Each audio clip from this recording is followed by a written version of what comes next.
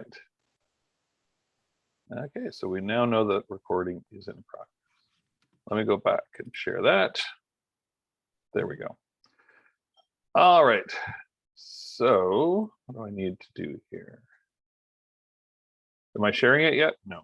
Now I'm sharing it. Yep. Perfect. Trying to get rid of some stuff here so I can see the chat. All right, so let's go through today's. Oof, that's bright.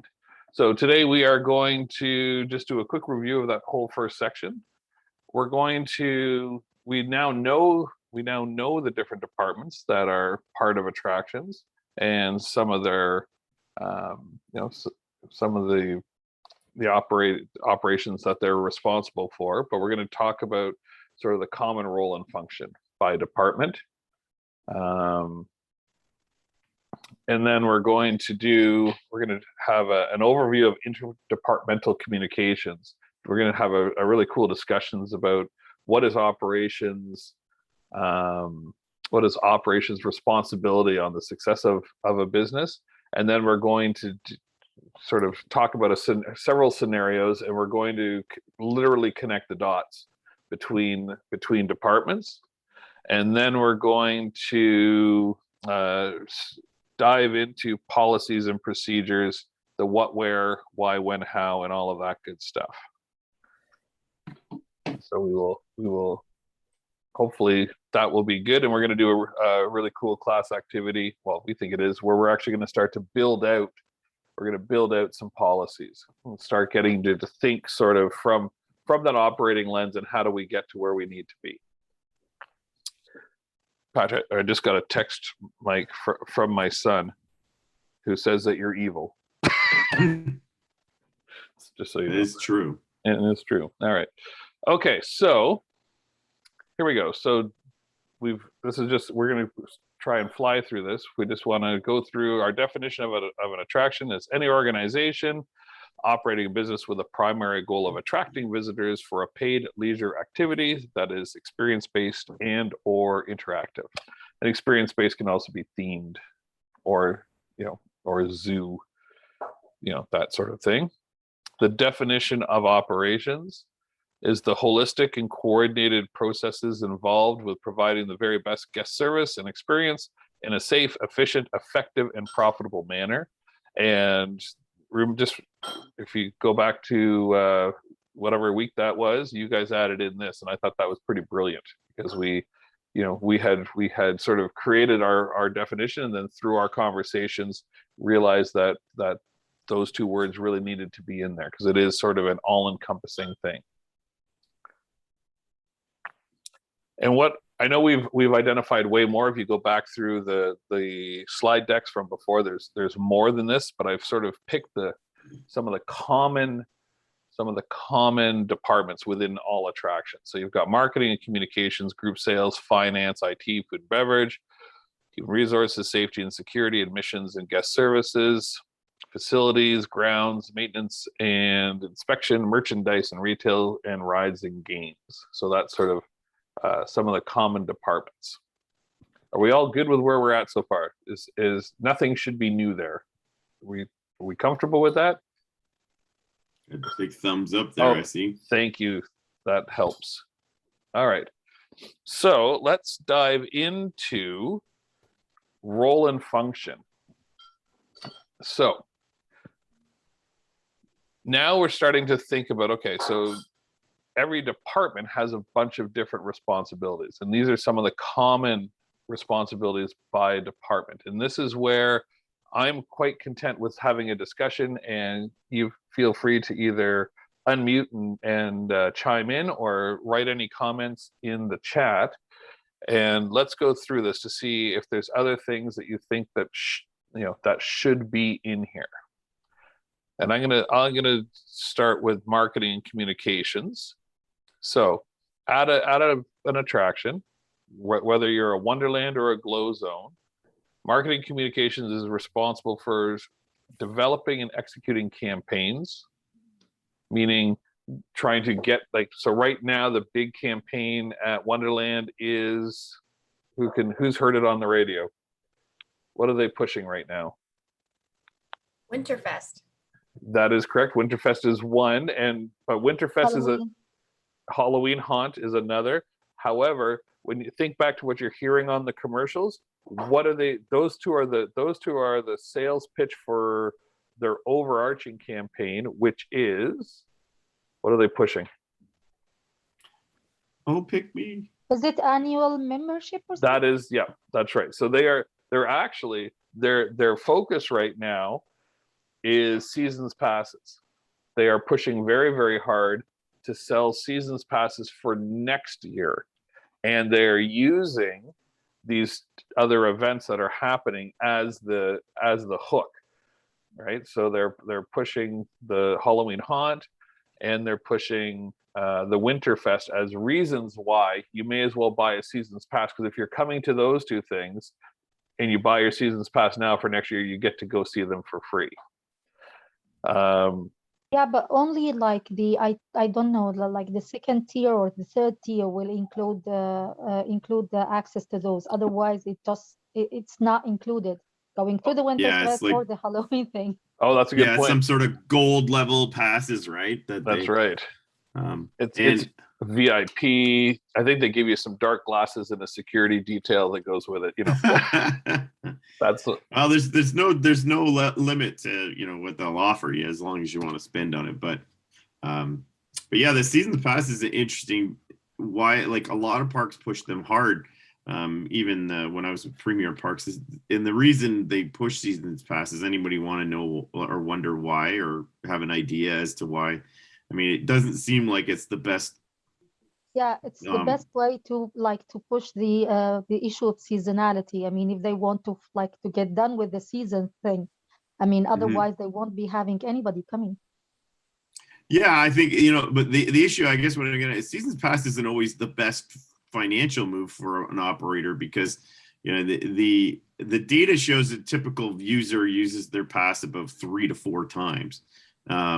So it certainly would be in the park's advantage to not sell a seasons pass and just have you come and pay each time on, like, when you visit, or the single ticket price, because that's usually at least half, or, you know, or in that range of what the seasons pass rate is. I think, you know, their gate price is like $60, but you can get a pass for $99.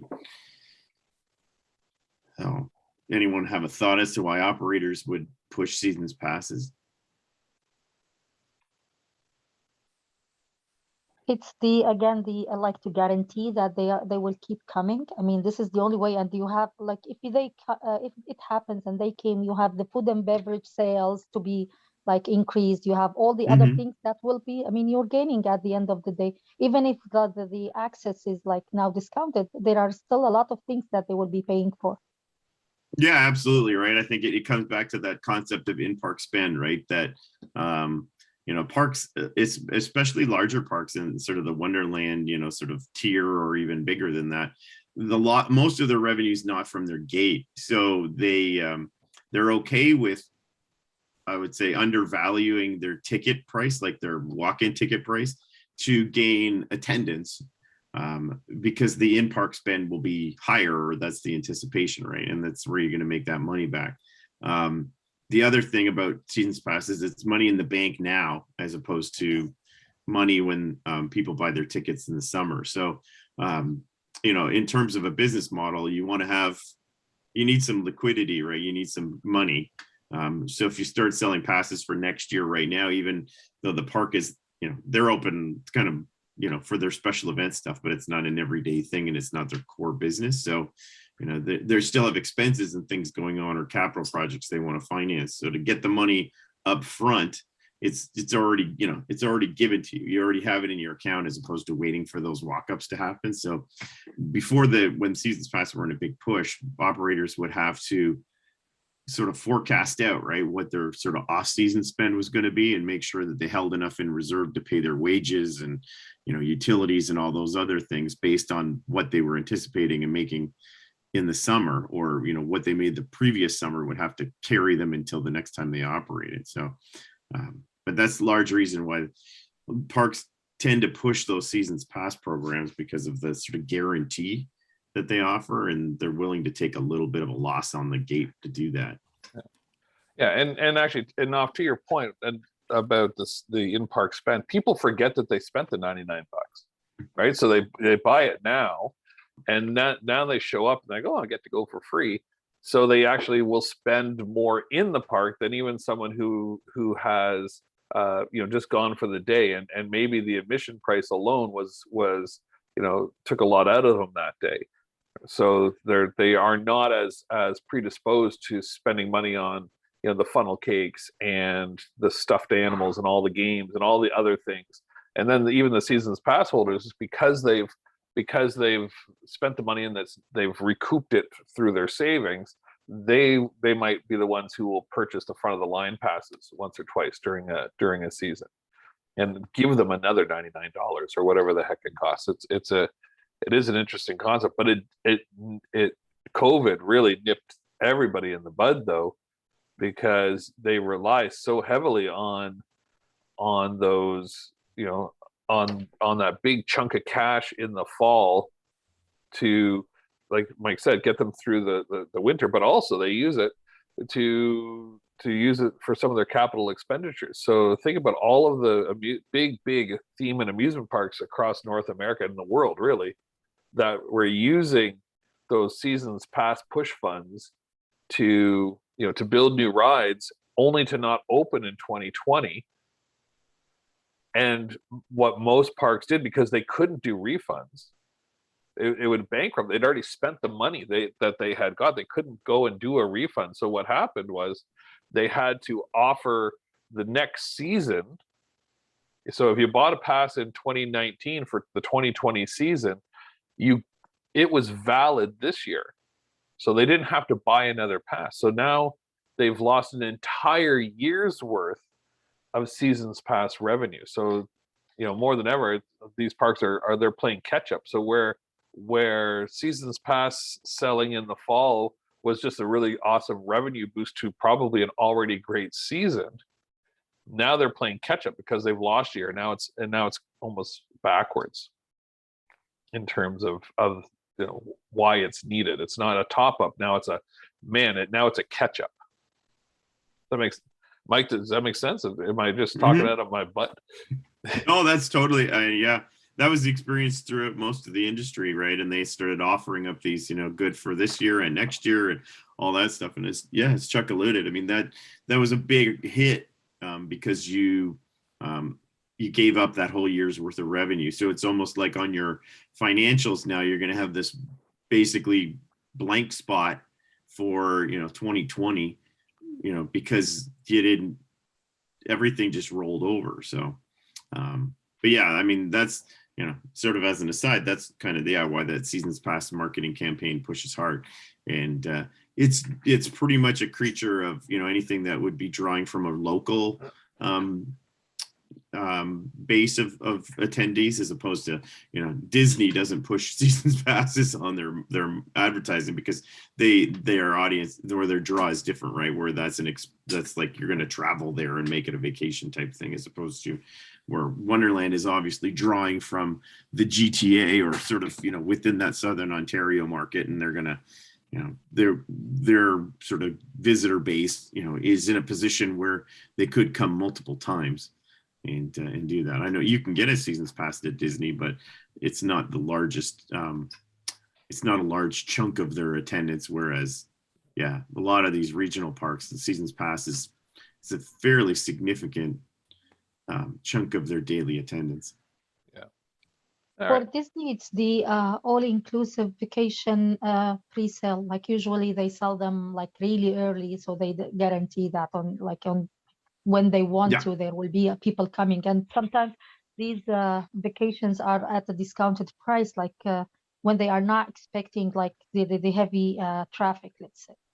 Yeah, low season stuff, right? So like fall and early spring when it's not their core, not like Christmas season or like sort of midsummer and that kind of stuff for them. Yeah. Exactly, where they push their campaigns in a different direction, right? To fill in those soft spots. Right. So you've touched it. So you're already this discussion has already taken marketing communications and talked about how it fits into the whole role of operations, right? It's kind of neat. So they also do social media engagement. So that includes their social media campaigns, but also dealing with feedback. So you have to have people on who are responding to both positive and negative comments. Most marketing communications departments are also responsible for the internal communications. So newsletters to staff, communicating to staff, putting the sign design and that sort of stuff, and that goes hand in hand with the branding, so that everything looks and feels the same in terms of whatever the theme or the brand of the organization is. It has that same look and feel, because you don't want it to be willy-nilly, or it just doesn't work. That's the easiest way to say it.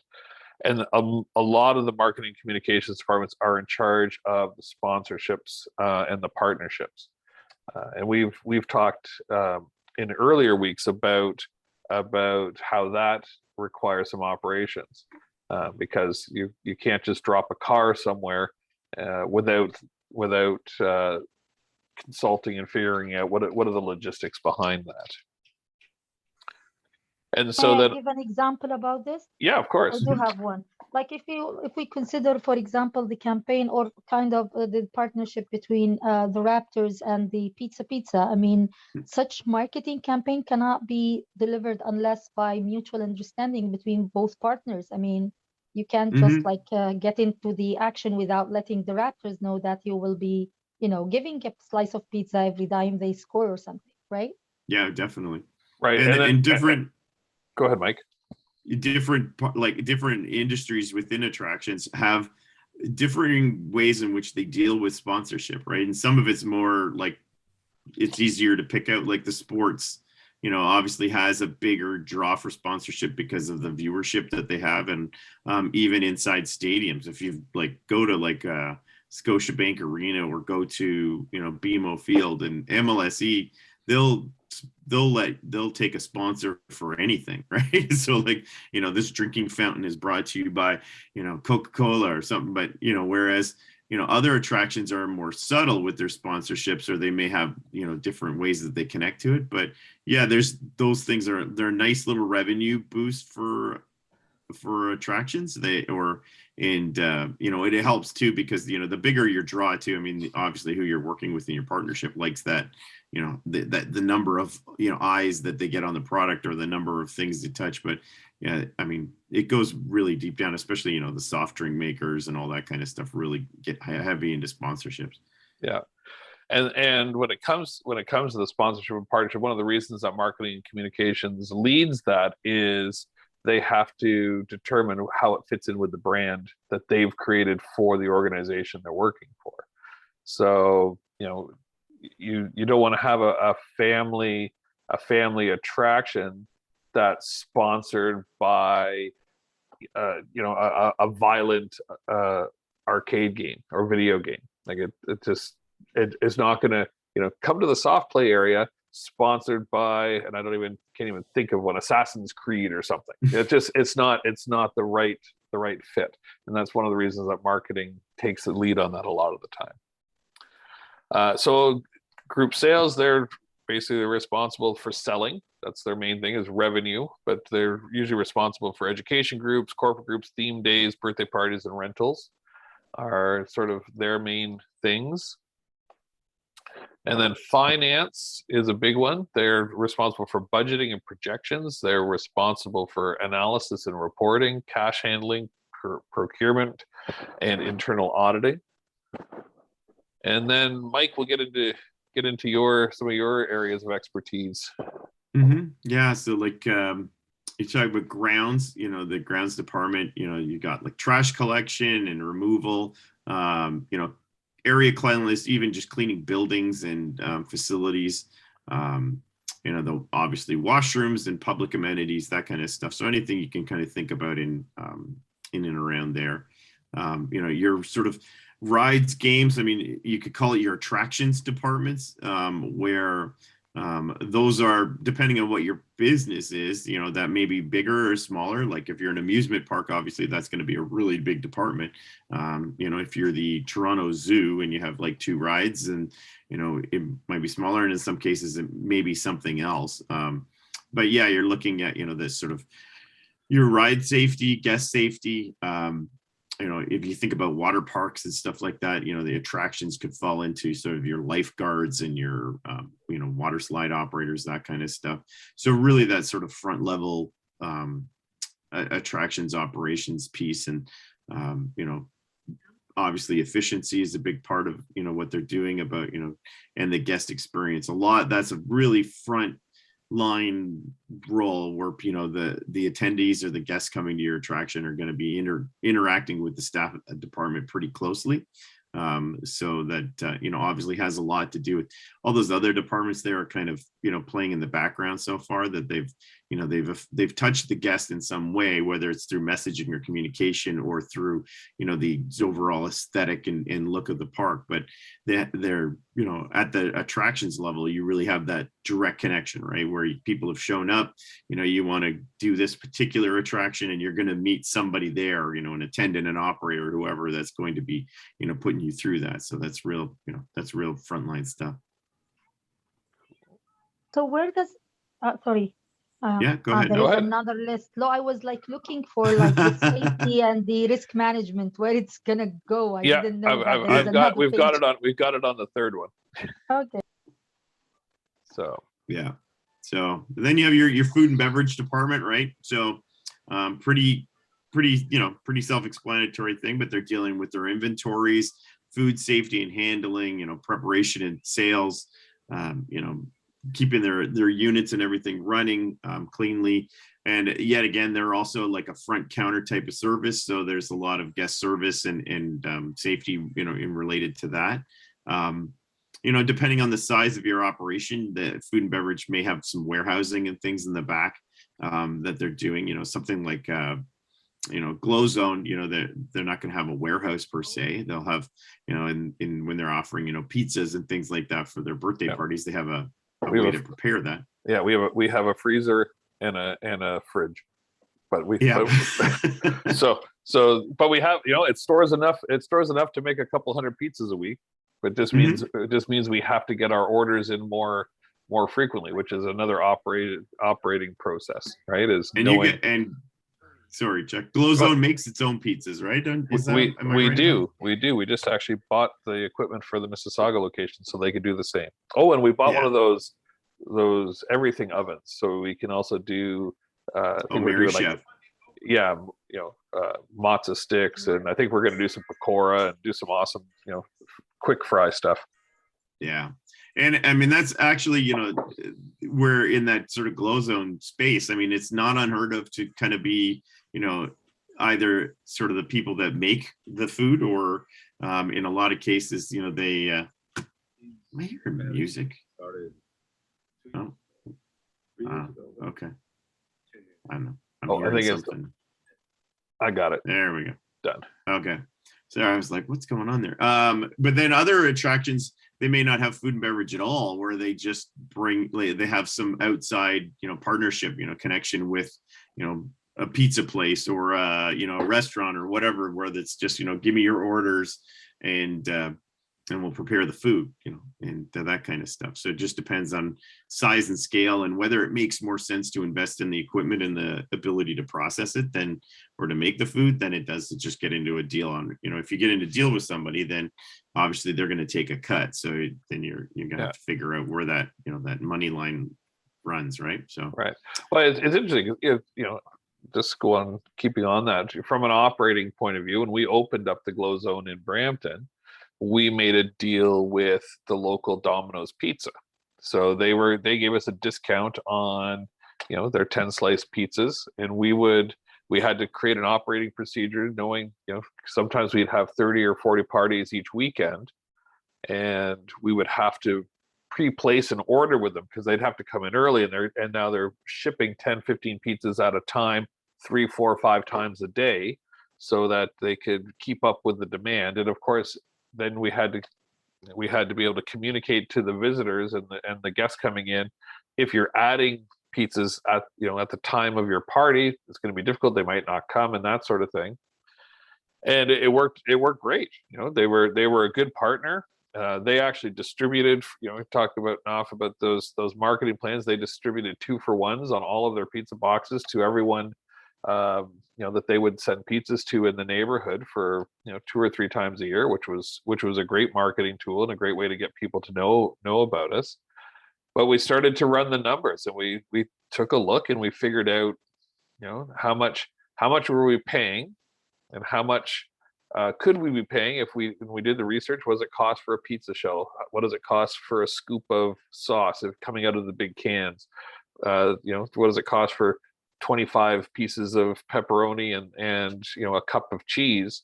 And then factored in the cost of the natural gas and the capital cost, and determined that it was actually going to cost us less money over the course. We'd probably recoup our money after the course of a year and a half, and then we're making a bigger profit on those parties.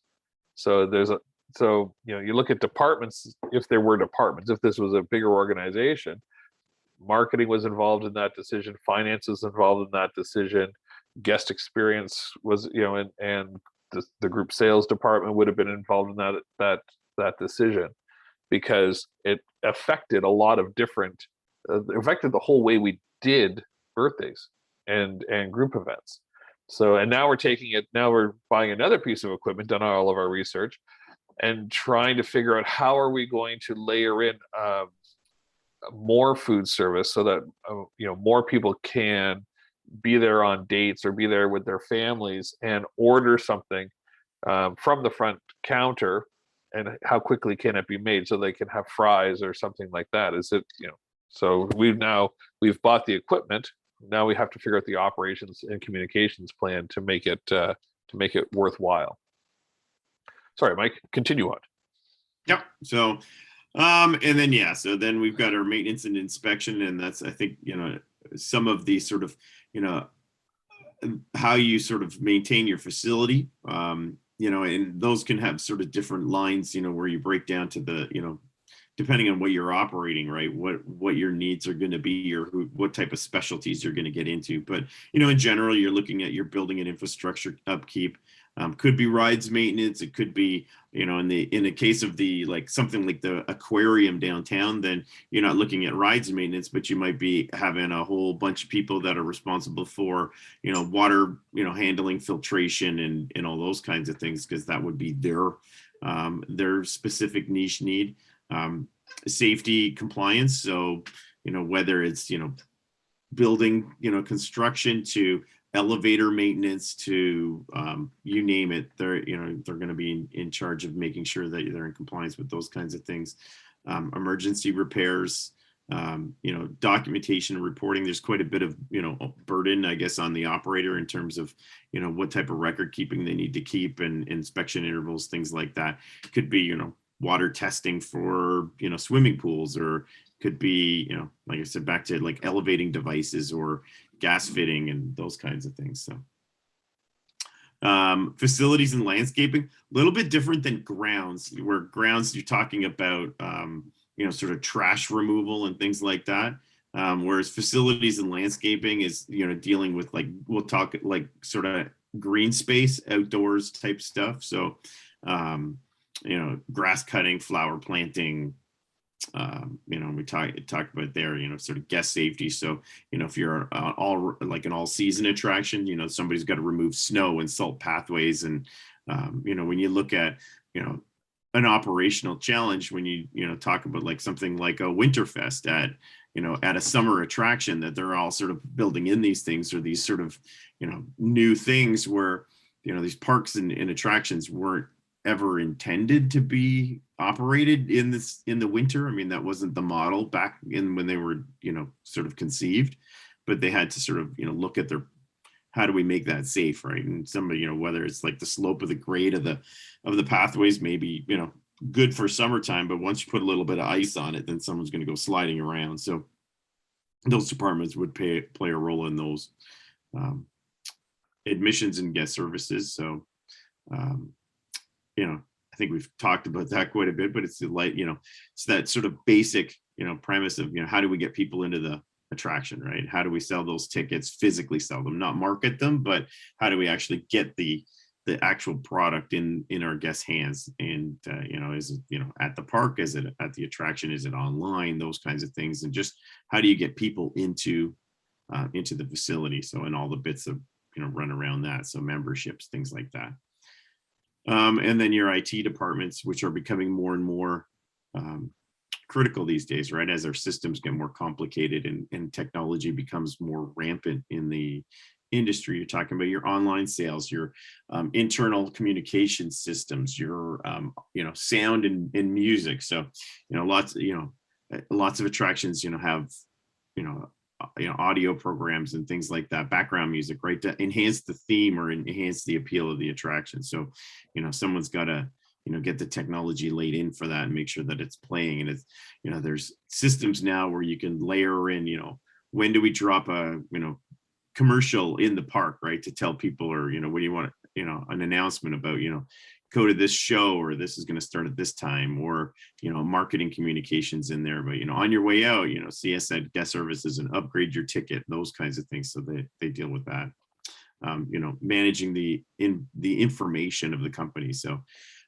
lots of attractions like to build member type programs, so either through their seasons pass base or even just through their ticketing. An example, when I was at Wet n Wild, they had a program called Wild Rewards, which gave you some free perks and stuff in the park, but it's really was a vehicle to collect sort of emails and information about your visitor base so that you could send marketing communications out to them. And those things that come with their own whole host of things they have to deal with in terms of data security and policies about that. So you need your IT department to manage those kinds of things and make sure that that information is safe and that you're compliant with all the sort of relevant privacy legislation, stuff like that.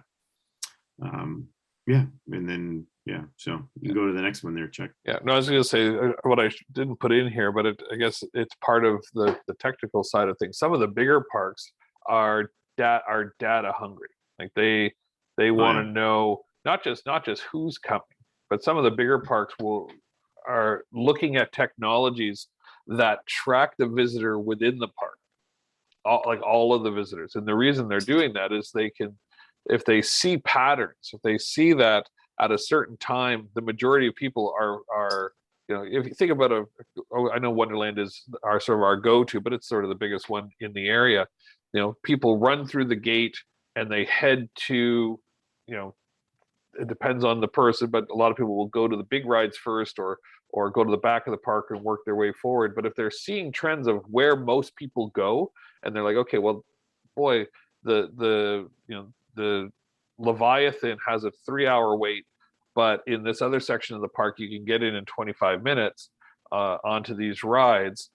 They follow it, they track it, they make sure that they understand it, and then they start using the audio-visual stuff on over the sound systems and put together things to try to drive people and spread them through the park evenly. Mm-hmm. And I was, when I was talking to the guys about, the technology exists to do that, and the big parks do it to help manage those crowd levels without people realizing they're being managed, right? Yeah. It's some of that technology is pretty cool. There's even an example with Lifetime where I'm working now, that building, in a lot of places are doing this where there are sort of sensors in different parts of the building that are counting people coming and going from different rooms and venues, so you can see the traffic patterns in that.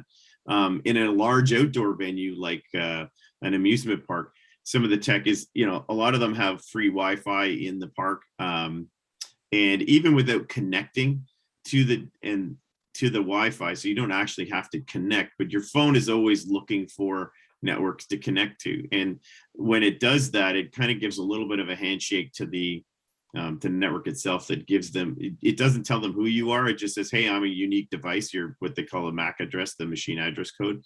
And it just flashes that. And the systems are able to take that. They don't know who you are or what you're about, but they can see how many. If you estimate that everybody in the facility has a mobile phone in their pocket, then you can count the number of mobile phones that are connecting to certain areas, and then even track those particular MAC addresses as they move, like Chuck said, so you know that everybody walks in and they turn to the right or they turn to the left. And you can develop heat maps of the facility to say, where are people at during points of time in the day, so that you can target your your programs or your retail or your food and beverage stuff to meet them at the place that they're going to be at those times. So if you know that in the morning everybody's going to go to this direction, then you might want to have your sort of coffee and breakfast type programs there. And at nighttime, if everybody's in a certain other area, then your sort of night merchandising and ice cream sales and all that kind of stuff might be targeted in those specific areas. Or if you want to drive traffic in a certain direction, then it starts talking about how you plan your capital expenditures, your new ride, all that kind of stuff. Where does it go, all that kind of stuff, because you want to drag people to maybe a different part of the park and use that space, so that you can have a higher capacity in the park and not pile everybody in one spot. And it'd be like example as to why a park doesn't put all of their best rides in the same spot, right? There's not like 3 giant roller coasters in one little corner of the park. You want to fan that out, right, and do that kind of stuff. And you guys are taking that research course with Tom, and this is taking that geofence concept that we're currently using at Central Counties, which allows us to take an area and fence it off and count the amount of unique people who have come and how often they've come. And the technology is at a point now where you can actually find out who they are just based on where their phones are parked overnight. So it actually will take it right down to a postal code level. So we can now tell from the postal code data who those visitors are. But this now takes it to a live version where they can track the people almost live to see where they're going to make those decisions. So it takes the more of a larger research function and is holding it right into. So instead of they would geofence 7 or 8 zones in a big theme park, even more, to get all of that data to find out where they're going, when they're going, how they could track an individual person from the front gate when they come in to the front gate when they left, and know what bathroom they used and what restaurant they went to and all of those different things. It's really it's cool. Scary, but cool. Yeah, and we're worried about people implanting chips in us. So Sorry to there. They're already tracking us. Oh, geez. All right. So you got your merchandise and retail. I think, obviously you're sort of researching and looking for product. They're looking for, trends, and, there's buyers that are, looking for what are people going to spend on in these particular places, right? Procurement of goods. So, your hats and your souvenirs and your keychains with names on it and all that other stuff is going to go through there. Managing that inventory. So some warehousing and stuff. And, as I mentioned before, it's definitely a scalable, right? So your warehouse might be a closet where you keep the stuff, or it may be an actual warehouse. So, just kind of goes from one thing to the other, right? Your store layouts and your concepts. So how do you sort of, shape that? How you driving traffic to different places in those things? Some places, attractions, use the retail part of their operation as the exit, right? So, you go to the aquarium, let's say, I believe when you leave the aquarium, you have to leave through the gift shop. That's right. And those are all those are obviously conscious decisions, right? About, how we're going to drive things through that, your pricing. So how do obviously, how much did you buy? How much does this product cost? How much do you need to make on it? Tend to be, higher priced item. Like your markup is much higher in attraction because you're trying to cover the entire operating cost of the attraction in different segments, right? So you're not just a strictly retail operation. You're an aquarium with a store in it, and you have overhead in the aquarium. So it kind of helps it helps you kind of keep your admission price a little bit lower so that you can drive more traffic to the gate if you can make up a little bit more money in some of the other segments that you've got. So, that's why you get, that's why you get hosed at, attractions for food and bev and for retail, is because it's a little bit of a trade from somewhere else, right? Michael, you're not getting hosed, you're paying a premium. It depends the way you look at it. That's right. So, safety and security, I think, Naf, you talked about that earlier, right? About, who's responsible for that. Usually you're going to have, an operating area that's sort of has, sort of, charge over this area. So, could be big, could be small, right? You could have security, like in-house security, personnel, or, maybe you don't need that, or maybe you're bringing it in for special events and or using pay duty or third party stuff. But you're looking at your emergency preparedness, and that could be as simple as developing a fire plan to get out of your building, or could go to large crowd preparation, about how to deal with 50,000 people all in one space, and how do we get access to those areas, and what are the the things we need to think about that. If you look at, I think we talked about earlier about how like the UK has really stringent regulations about crowd control and how they prepare that kind of stuff. Yeah, Naf, I see your hand up. Just want to say, like, it amazes me how, it's very difficult even to draw a fine line between these departments. I mean, if we're taking like the rides, the safety is like an essential part of the rides. I mean, sometimes I feel like why this department is like taking a full position on its own, and why it's not merging into this one. It's really complicated, I feel. Yeah, and I think some of it there's no one way to organize a park. And in my experience in the industry, there are commonalities, and there are things where you can say, yep, that makes sense. But if from attraction to attraction or from park to park, you're going to see variations on the same theme, where some departments may have certain things blended in, then others decided to give it to another one, and everybody handles the same thing, it's just in a different way. And it's kind of that sort of make it work philosophy, where there is this sort of what needs to be done, the how part can be done in a multitude of different ways, as long as you're always meeting that number one objective, right? So if your objective is safety, which it should be, then how are you going to approach that? And maybe you're going to have multiple players dealing with different issues, or you could have rides and attractions is all encompassing, so they're doing their own maintenance and they're doing their own example would be something like the CNE versus Canada's Wonderland, where the CNE is hiring an operator to come in for their rides and attractions. So they're like whatever Great American Midway or whoever they are, they're getting paid. They're going to bring their mobile attractions. They're going to set them up in the parking lot, and they're going to operate them there. Typically, the people operating them and the people maintaining them in those situations are the same people. That machine, that Ferris wheel that's driving around, the crew of people that are driving around with it are tasked with, erecting the ride when they get there, doing the maintenance on it and operating it. Whereas something like a permanent fixed park like Canada's Wonderland, you're going to have a department that's responsible for the maintenance and upkeep of the ride, and you're having a department that's responsible for the operation of the ride. So the operators are typically your student, staff, seasonals, people like that, and they don't have any responsibility for the maintenance of the attraction. They just simply they get it handed to them in the let's say in their example in the morning, that someone's going to come in and do all of the daily servicing on that and repair any items that they find and make sure that it's safe and operable, and they're going to hand that to the ride operators and say, okay, well, now the guest interaction part is yours, and they're going to move on to other things. So yeah, there's definitely multiple ways of doing it.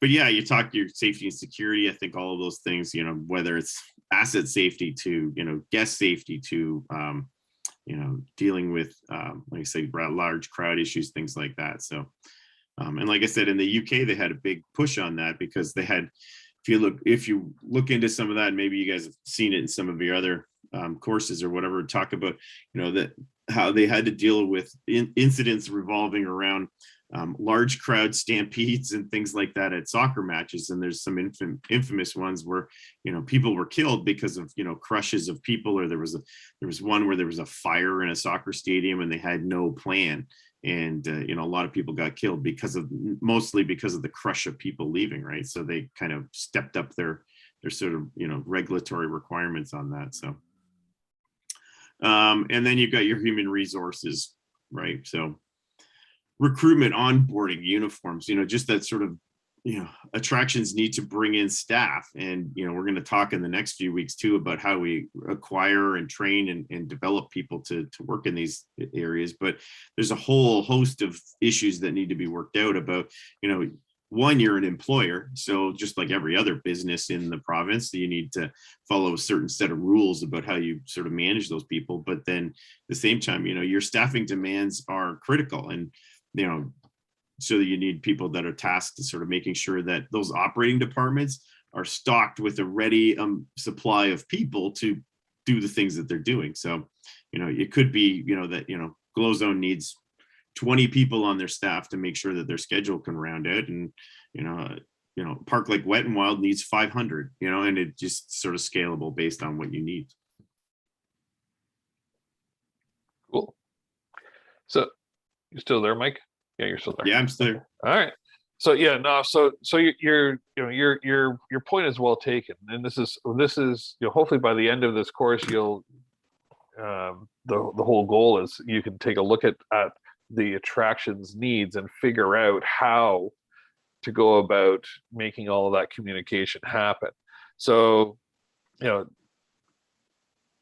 because it's so confusing, because there are so many ways to do it, there's so many different fingers in the pie, as they say, to make something work, as simple as making sure the roller coaster works, right?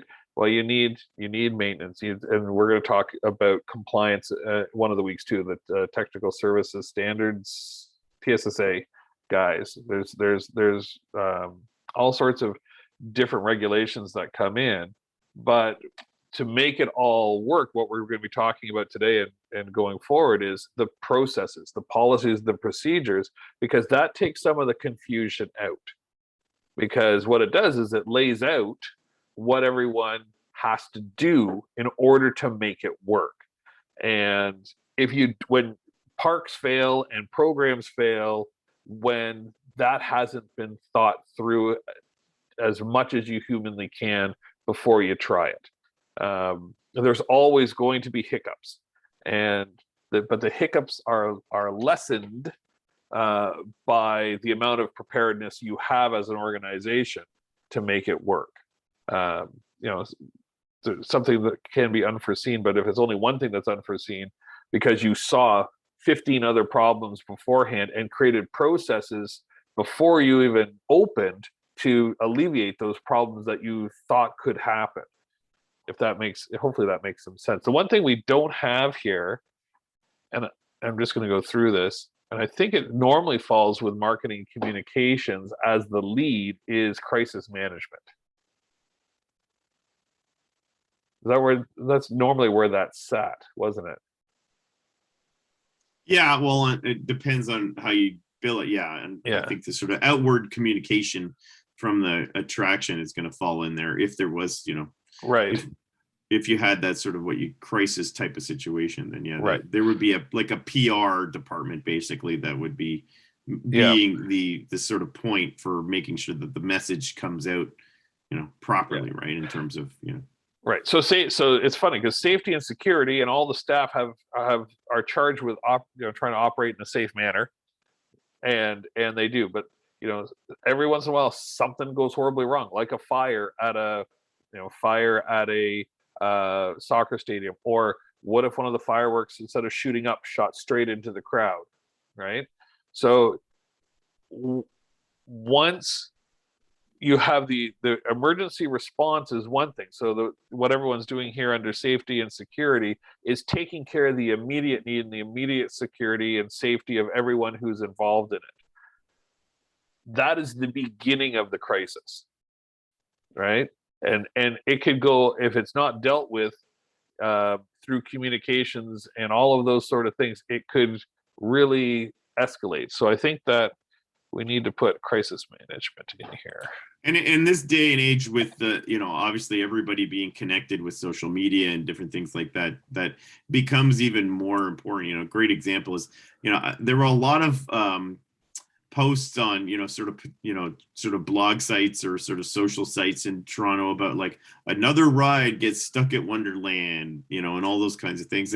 And they kind of hype that up, and it kind of, a park needs to control that message, right? And explain, okay, well, this is a fairly normal occurrence that a ride will stop. And, it's not because it's dangerous or because, it's basically because it's working as intended, right? That, they're very complicated machines. And if the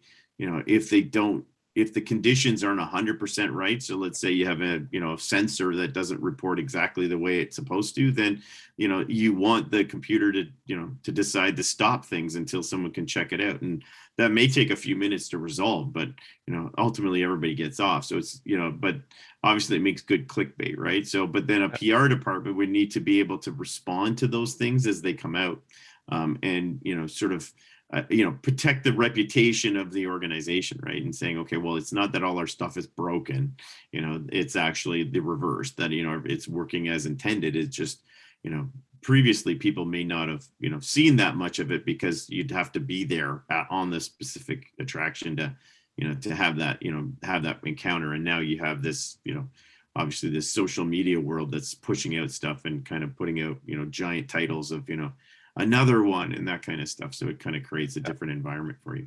But just take a look at Wonderland this past weekend. There was reports of shots fired or something going on, and there's video of people in the park scattering, and that could have been a disaster for them.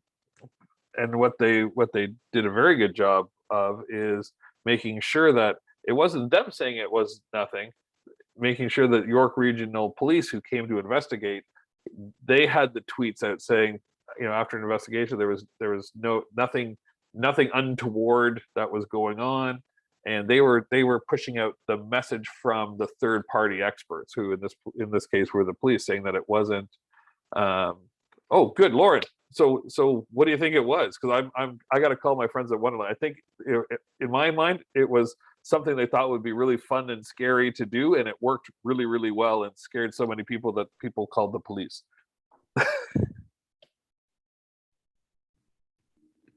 I heard I don't have 100% confirmation, but I heard they may have blown an amp on a speaker in one of their at their haunt areas or whatever, and that may have been the sound that the people had heard. An amp blowing up. Yeah, and like a pop pop pop and that kind of thing. So right. or, yeah, cherry bomb, firecrackers, things like that. Okay. So on the bright side, it was taken, there's a real life just happened example of having to deal with a crisis. And although it was nothing, the PR nightmare that can cause is very, very real. And they needed to get on top of it. They needed to communicate it as quickly as they could, so that suddenly their ticket sales didn't shrivel up. Actually, I haven't even heard a lot about the Halloween haunt. They're not, and I haven't been invited to they usually do a VIP night that I get invited to. I don't actually go through any of the scary stuff, but I like to go and my kids do, and I like to go and see everyone. But I think they're probably already sold out because of limited capacity. So they're probably not advertising as much as they would in other years. So anyway, so let's quickly go through, and feel free to type any questions you have just on this common role and function. Are there things that you think should be added to any of these departments? Are there things that you need some additional clarity on, or anything like that?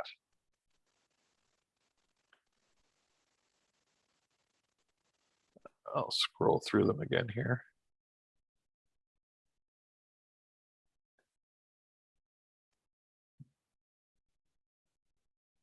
All right, well, I'm going to take that as a no for right now. So it's 9:04. Why don't we take a 6-minute break, come back at 9:10, let everyone get a coffee, go to the bathroom. Anything else you need to do, check your phones, and then we'll come back at 9:10 and continue to the next part of this lesson. All right, we'll see you in a few minutes. And when you get back, I'll turn on our cameras, and you guys can let us know that you're back.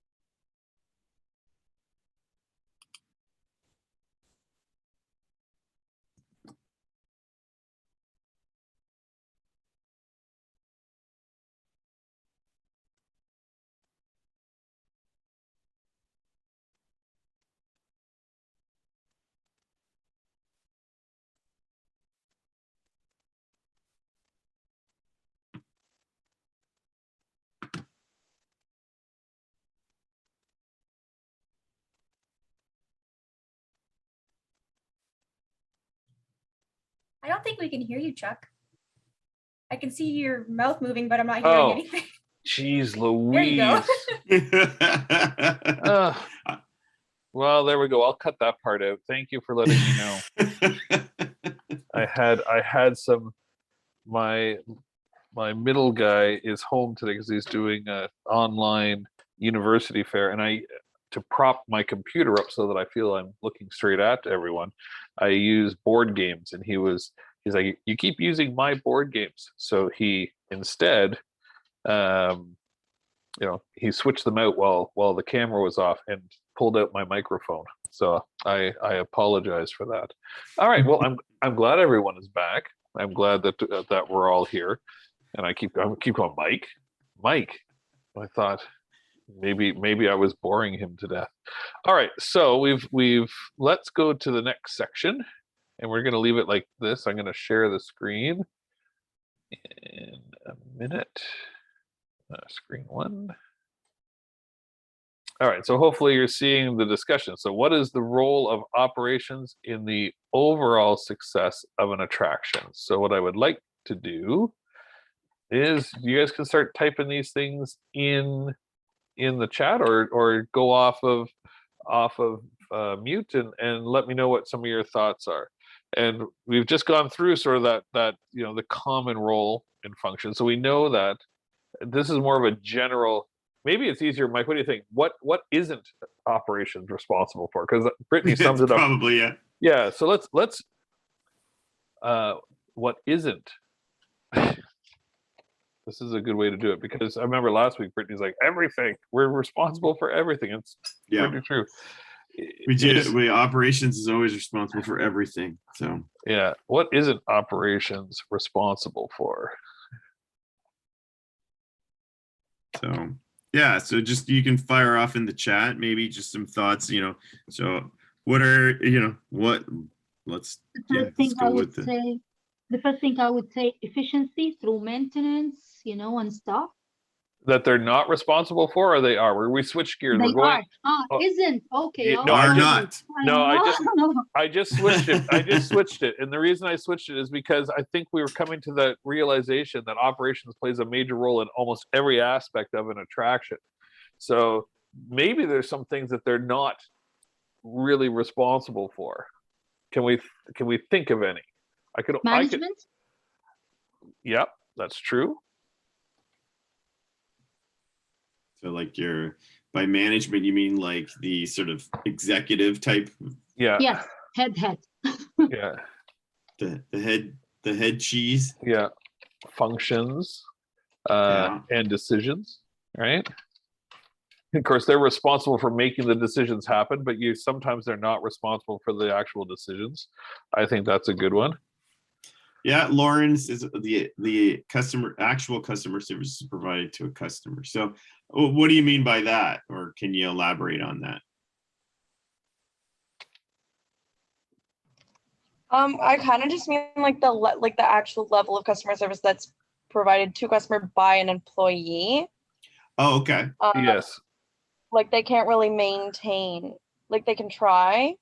Yeah. I don't know if that makes sense. No, I think there's human factors, right? I guess is what we're saying, right? And it's like you could train them and set policies, but there's going to be those, every once in a while you're just going to have someone who's just going to do something where you're like, why?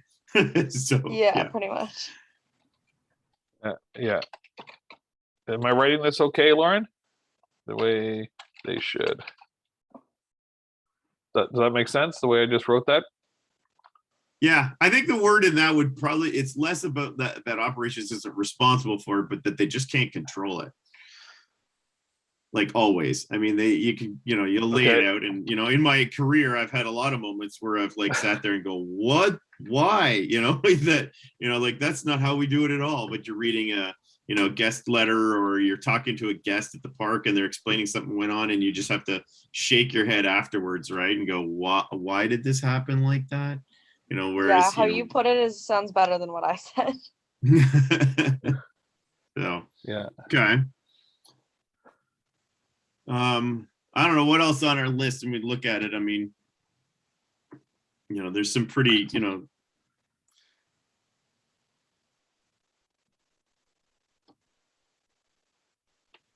Remember, in this class, there are no wrong answers. Now, I remember like when we started, we mentioned something about like accounting, like part of the accounting isn't the responsibility of the operations. You know, like Yeah. Yeah, I think, when we looked at those department breakouts, right, like there's the sort of that finance, piece or whatever, and your sort of general bookkeeping. That's typically not operations role. Operations is sort of, from a financial standpoint, operations biggest considerations are like expense control, right? So your labor spend is probably your biggest, and then things like goods and materials or supplies, or like an R&M budgets, those things like that, where you're sort of tracking your spend that way. But yeah, operations is typically not tied to the sort of revenue sort of generation, or that sort of part of the business that's sort of tasked to those, sort of setting like price points, or deciding what the promotion's going to be and all those kinds of things, because that's usually lumped into that sort of financial, finance executive sort of branch, right, that are kind of, they're making those decisions. Even sometimes on your capital expenditures, that operations has a role in, let's say, if Canada's Wonderland wants to put in a new ride, or an attraction wants to put in a new attraction, operations is involved in the, I'll say, in the planning, in terms of even when the decision's being made of what it's going to be about, what are the potential, like, pros and cons, or if they said, well, we want to put in this, and then operations looks at it and goes, wow, that's going to create a lot of problems for us. They may put some input, but they're not usually in the decision about, exactly, who we buying it from, and, how much is it going to cost, and all those kinds of things. Usually operations comes in at some later date, right, to operationalize that decision, right, to take it from paper to, to concept, right, but may not be in that sort of role. Yeah, so I can't.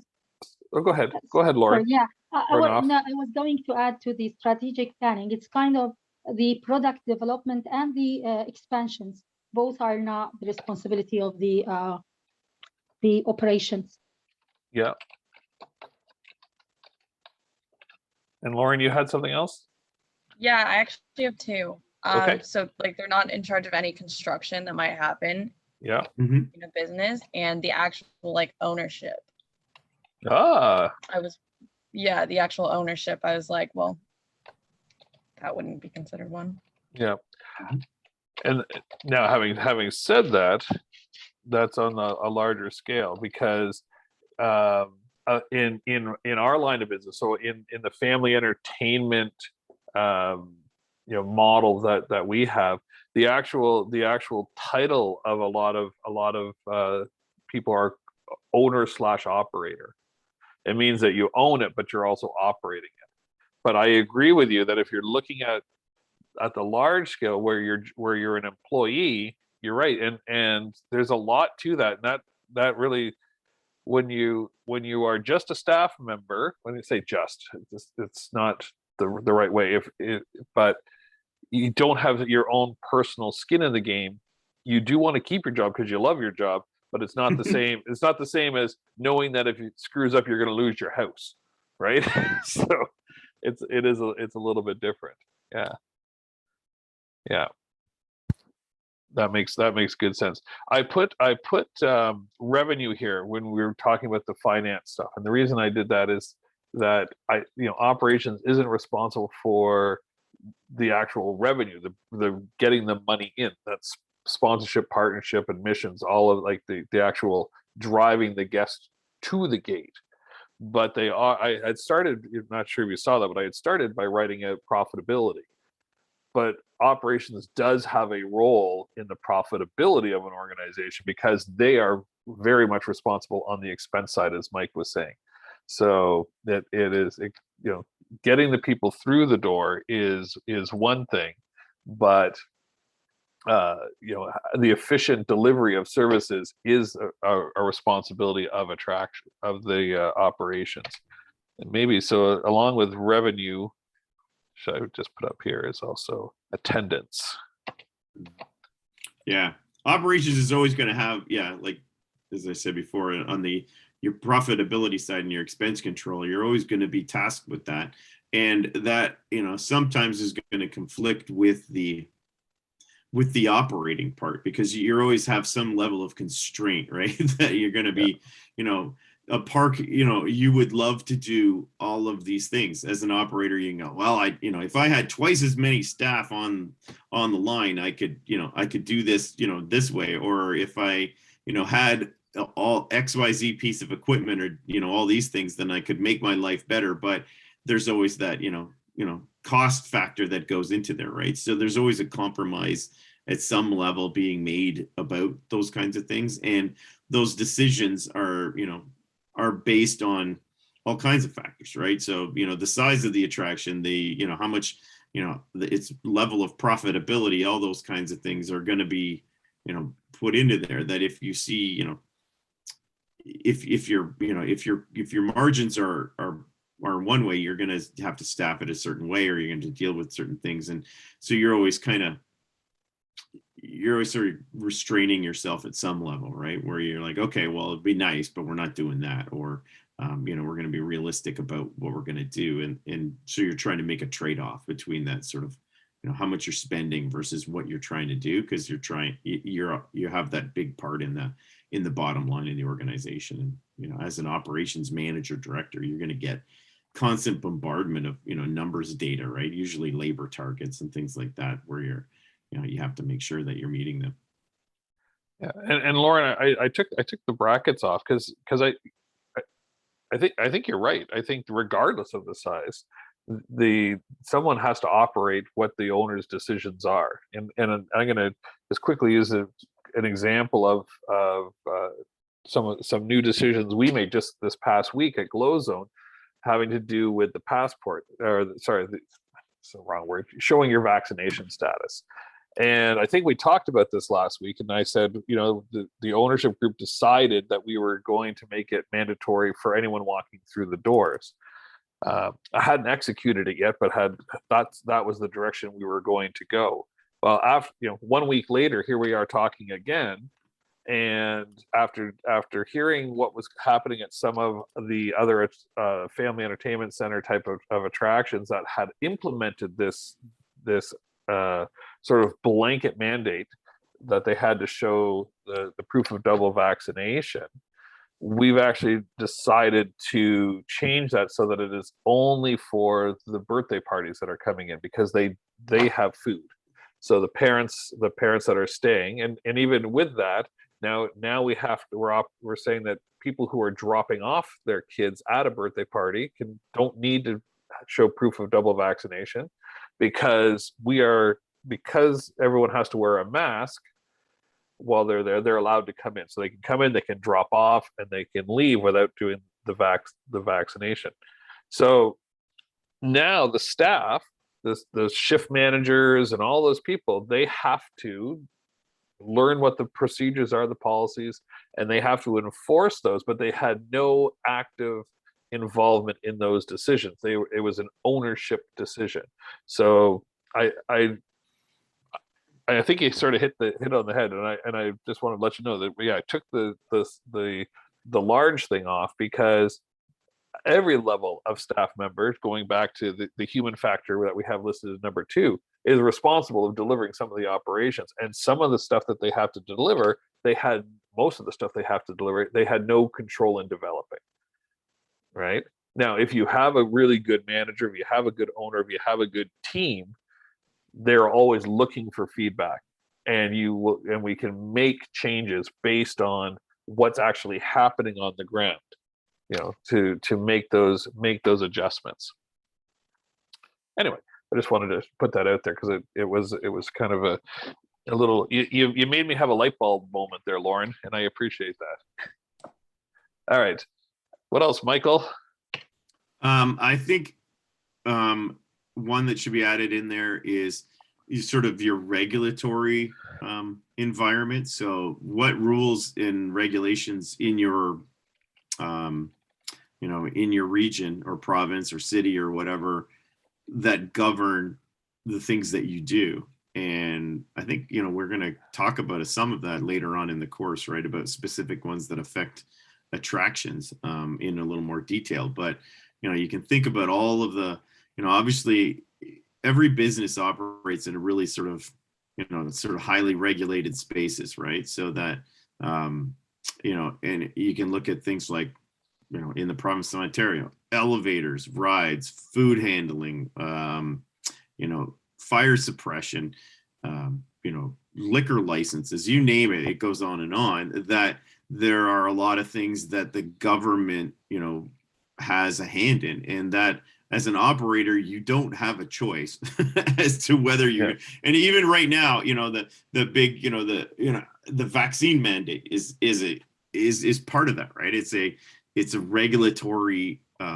thing that's coming down, and that it's not a decision that the park or the attraction or the anybody internal made for the organization. It's something you have to do, and sometimes those are really they're tricky little rules that don't make a whole lot of sense, or there's like it impacts your ability to deliver at a high level of service, because they may be they may impose an additional burden on the guests coming to the attraction, and that has to be dealt with. But it's not something you can eliminate by process or by saying we're just not going to do it. We're not going to check ID anymore at the bar because that slows us down. It's never going to happen, right? So perfect. Anything else? It's a small list of things that operations isn't responsible for. Well, they don't, well, it depends. You can kind of get into the nitty gritty of it. Sometimes they usually don't prepare the food, let's say, or they, don't do those things. But I think as a higher reaching thing, you're probably, you're looking at, operations, and we've kind of, we've been banging that drum since the beginning, that they're just into so much. Right. But, and I think the other thing we're trying, we're getting at is that, yes, we talk about preparing food. There is the people who operate that kiosk or that restaurant, they do prepare the food, which is an operating function within that department.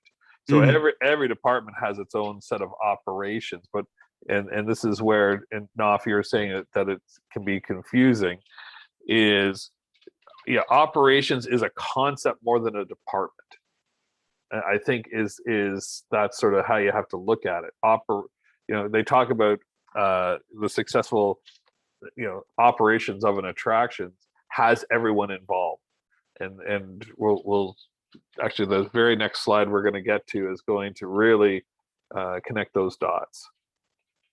Anything else here that we think should be part of what operations is, what is outside of their control?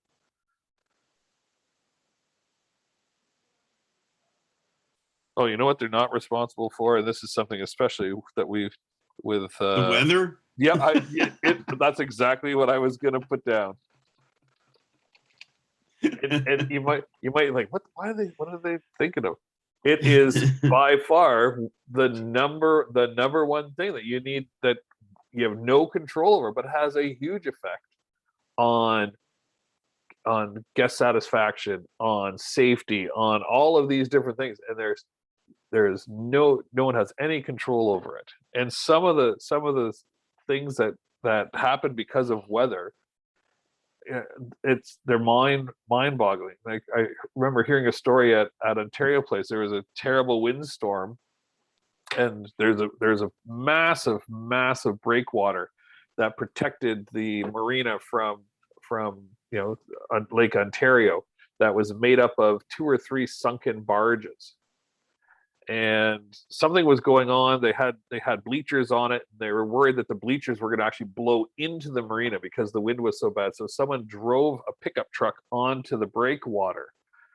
Two of them in the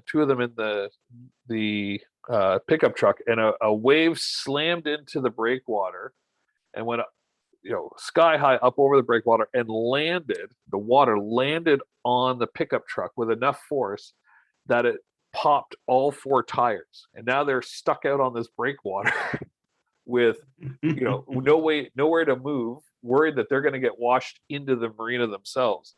like these are unforeseen circumstances, but an easy way to ruin your day with weather.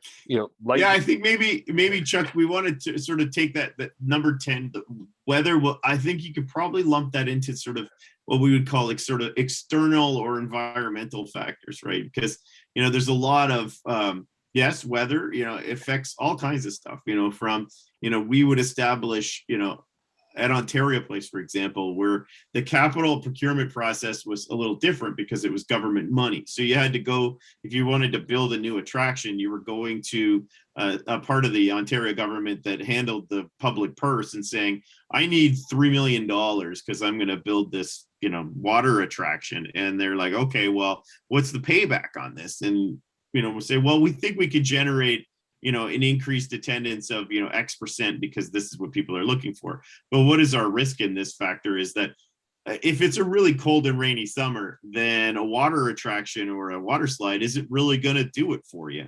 And so, then you're not going to meet those targets and goals, right? But then there's other external factors like as an operator that you're going to deal with that, I remember working in ride operations at Canada's Wonderland when the big blackout of 2004, I think it was, or five, I can't remember, hit North America and shut the whole park down. And, we had to enact all of our emergency procedures to get people off rides and things, but that wasn't something that we had direct control over. Those were factors that were external to the operation that, we didn't have any direct control over whether it was going to happen or not. We had to react to those things as an operator, but it wasn't a situation we created or it wasn't unique to us. So you might be able to sort of lump in that thing, but weather is by and large especially for an outdoor attraction, is going to be your biggest factor that, operations isn't responsible for, nor can they control it. Now, operations would be responsible for the response to those things. So if it's dangerous weather or lightning storms or things like that, then you need a procedure for it. For example, if you're a water park operator, then weather is a big factor. If, you can't obviously have people, enjoying swimming pools and those kinds of things if you've got a thunderstorm rolling around. So what's your operations procedure to deal with that, right? But the park, it's not in your control as to whether you say, well, this is a great time to have a thunderstorm. You could have the most busy day of your summer, and typically those summer, thunderstorms that just pop up because it's so hot and humid. And I remember so many days where we were at a fairly significant capacity in the park, and all of a sudden, you start getting, weather warnings, from your provider. A lot of places have a system that detects lightning within a certain range of their facility. And, you start having to execute those procedures. And that's not something that was obviously in the plan for the day or made a whole lot of sense. You'd rather not, but you had to deal with it. Yeah. It does play a big, it is a big wild card when it comes to the successful operations on a day-to-day basis. All right. If you're a zoo, you might have to, you might factor in that the lions aren't going to be terribly cooperative today. No one's going to see them. That's right. That's right. Yeah, you get those hot sunny days. Everyone goes to the zoo. All the kids hoping to see everything moving, and everything is just absolutely flaked out under a tree, right? So yeah. All right. Anything else just before we go on to the next one, and we can also chime in after.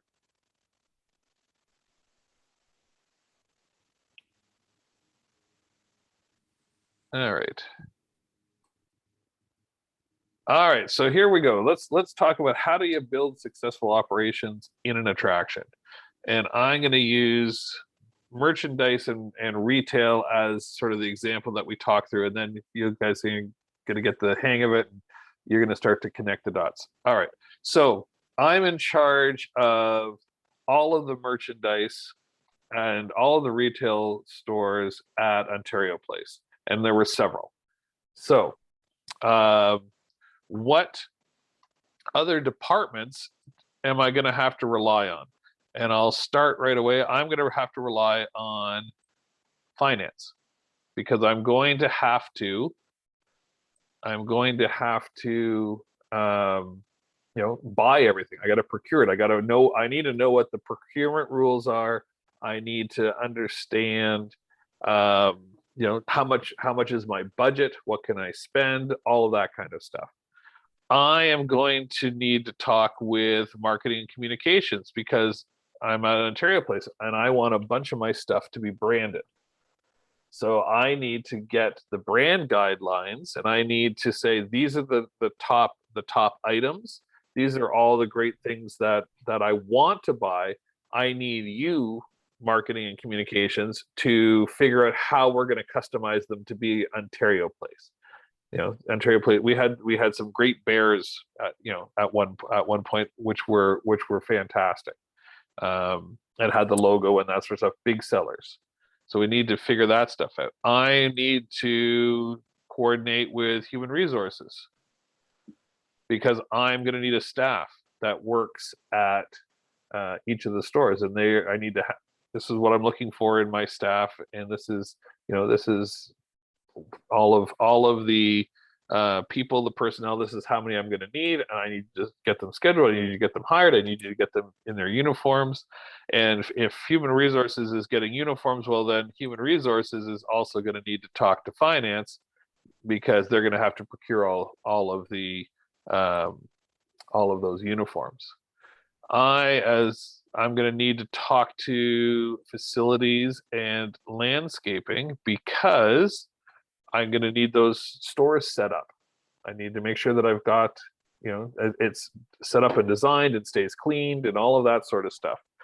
And then I'm going to probably on a regular basis talk to maintenance to make sure it's like, oh, I need a new peg wall. I need this, I need that. Maintenance is going to be the ones who are going to, to help that. Oh, geez, this glass broke. I need to replace the glass on this counter. Let's see, who else do I need to talk with? My goodness, I'm going to have to spend a lot of time with IT because I need to make sure that the POS system is up, that everything that we're selling is inventoried and that the SKUs are working so that I can use my little zapper thing and know what the prices are. I need to make sure that that is all in there so that the transactions take place in a very timely manner. And I'm probably going to need to talk with safety and security to know what my cash handling processes and procedures are and make sure that we're following those correctly. So there's just one of the departments and everyone else that they touch to successfully operate that merchandise store, that retail store. Here's everyone that I need to talk with. Let's do another one, and let's get you guys to just put in the chat. Let's do group sales. So I'm in charge of group sales. I'm in charge of selling those groups and convincing them to come. And I've done a good job at that. Who do we need to talk to make that happen? Just toss it in the chat, or you can go off mute. Marketing communications, Brittany says there. Yes, that's right. Where's my marketing? They're right down. You're gonna have to drive a curved line now, Chuck. I don't know. I got it. Yeah. Finance. Yeah. Understand how much you can spend on marketing. Yeah. Yeah, and also to oh, sorry, that's the wrong one. Also to find out how the billing works, because it's going to be different. It's going to be different with group sales because they might get billed at the end. Is there a deposit? How does that work? How do we do invoicing? Right? There's a bunch of different things. Yeah, price point too, right? What exactly can the attraction tolerate in terms of, your sort of price for those groups? That's going to be a discount, obviously, because of the volume, but how low can you go? Yeah. Because groups will probably they want numbers and revenue. Sometimes they could be, say, well, if I bring it down to this much, I can make this magic happen. And the finance is like, well, we're not going to make any money on that, so let's not. So, yeah. Okay. All right. I would look to merchandise and rides. I mean, if I am expecting a big group, like some kind of event or something, then definitely I need to arrange for the merchandise to have like enough Yeah. supply. That's right. Yeah. So Uh, supply a ride, and then Yeah. oftentimes those sort of group sales things may come with some sort of you know, some sort of exclusivity, or you know, there's a lot of, you know, or it's just it's an added number of visitors in the attraction on that particular day that may not be normal. So that, you know, that would mean that, yeah, the rides department would have to, you know, increase their staffing to, you know, to accommodate for that, right? Because instead of doing our normal Saturday business, we're doing Saturday plus, you know, a whole other day's worth of people because they brought in, you know, special picnic. Or some of them, you know, like at Wonderland, we would have mornings where sales would give the new ride, you know, to this large group for an hour of exclusive use before the park opened, right? So they say, okay, all your visitors can come and we'll let them in special, and they're going to get to ride, you know, whatever, for an hour without anybody else. And, Yeah. you know, obviously operations needs to be there to, or the ride operators need to be there to Yeah. do that. And Yeah, they do that. They do that at Wonderland, or not Wonderland, Disney World all the time, right? You get the Oh, yeah. early admission, so you get early access. So you have to schedule admissions and guest services. Yep, exactly. They yeah, need to, food they and need beverage. Yeah. they need to get Knopf the, put in food and beverage in the chat there. yeah, food and beverage is another major one, because what if Yeah. they're having a picnic? You got to make sure that, you know, that they know what's what. Yeah, we had it. Well, and I sent you that one. Check the example at Wet n Wild where there was, we had a whole process of communication between the sales department and food and beverage, and they called it the surf report, which is kind of just a cute name for, you know, a water park, you know, report. But the surf reports talked about how many people are coming, what package were they sold, because they had multiple food and beverage package. So, you know, it could be the, you know, and they had names for them, you know, the, you know, Toronto package or the this package or whatever that came with, you know, was it all you could drink? Was it, you know, was it buffet style? Was it, you know, were there requirements in there because maybe this group requested specialty items, right? Gluten-free or vegetarian, or, you know, we did groups that needed kosher or halal foods, and all those things needed to be communicated beforehand to the food and beverage department to make sure that they were provided and they met those guidance, right? So they came up with a standardized process there that had all of those questions already set, and there was a system in which, you know, the group sales department needed to give that over to food and beverage within so many days of the event, because food and beverage said, well, I need, you know, let's say 3 days between the day I call my supplier and say I need enough hamburgers for 5,000 people, in order to guarantee that it was delivered, right? So that you're not just showing up on the day of and going, okay, can you do this? And they're like, oh, in the warehouse, I don't even have enough food for that. You know, those kinds of things, or the capacity to cook it. No, yeah, exactly. And then going with group sales, if they're doing a picnic, you need to coordinate with the grounds department too, right? Because they're going to have to make sure that the picnic tables are set up and there's garbage cans that are being changed out, because now suddenly 1,000 people are eating at the same time, and you have to make sure that there's that it gets cleaned so you can flip it for the next time and reset for the next time. Anyone else that's probably involved with group sales? I'm going to say security. Mm-hmm. And the reason for that is, you know, if you're in a private area, you usually would have a security person there who is making sure that only the guests of that group are admitted to this area that's getting all the free food and drinks and that sort of thing. So that's a big part of it as well.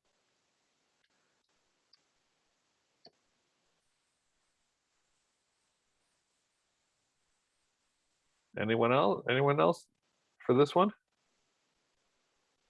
I'm just going to add in human resources because there's probably group sales staff requirements that are needed, picnic hosts and that sort of stuff. So they need to have those people hired and trained and ready to go. Mm-hmm. All right, Mike, you pick one this time. Well, let's do something on the other side of the ledger here, like let's pick maintenance and inspection. All right. All right. Major one, rides and games. Yeah. Yep. That is, yep. There is a So- huge connection between those two. Right? That is you can't operate the ride unless it's been, properly maintained. Mhm. And then there's a whole host of community, like one of the bigger examples would be in operations at Park Like Wonderland, where we had to train our operators in the preseason. There was a lot of coordination between the maintenance department, the rides maintenance department, and ride operations about when are those trainings taking place and which attractions are we training on any specific day. There were so many rides and staff there that we couldn't do it all on one day. So it was spread out over a number of weekends through the spring. So it usually took about a month, so 4 weekends, and we would group it through there. But you would have to speak with maintenance and say, okay, well, what order are we going to do these things? Because for them, some rides and attractions may be harder to set up than others, or take a longer period of time, or maybe they're waiting on parts to arrive from Europe or China or wherever, and they know that that's not going to be ready at that time. So there was always this really large sort of coordination that happened between those two departments to make sure that both of us got what we needed, but that we were both sort of being pushed into a space, right? So that saying, okay, well, I have my needs and you have your needs, so let's make sure we get that done. Or even those examples of like the early morning opening of a ride, right? Where group sales is going to communicate that to the ride operations to say, we need this attraction for 8 a.m. And then someone's going to need to make sure that the maintenance department that is responsible for maintaining it perhaps knows that that's going to happen too, right? So that they can adjust their schedule. Or they may say that we can never deliver this ride at 8 a.m. because it takes us 6 hours to prepare it every morning. So those kinds of things went on. Yeah, definitely safety procedures. Yeah, and perfect. That's a yeah. Somebody mentioned human resources. Yeah, no, off to sort of again that human resources and maintenance, they're going to be talking to each other about what the requirements are, right? How many technicians, mechanics that they need. Okay. What about because like earlier we talked about like it's funny how maintenance and grounds and facilities can all be separated into like 3 different operations, right? But I always think they all work together, because like if you're talking about maintenance, facilities cleans, I think we said the insides of facilities and stuff like that, but they're also going to maintain the washrooms, and they're going to retain water fountains. That might be what grounds covers on a daily basis and stuff like that. Yeah, definitely. And sometimes maintenance is all of those things, right? It depends on where you're at, right? That if, and like I said before, it's all scalable, right? So some attractions will consider maintenance all 3 of those things in one bucket. Whereas others will have to be more specialized because of the volume of the work or the focus that needs to go into it.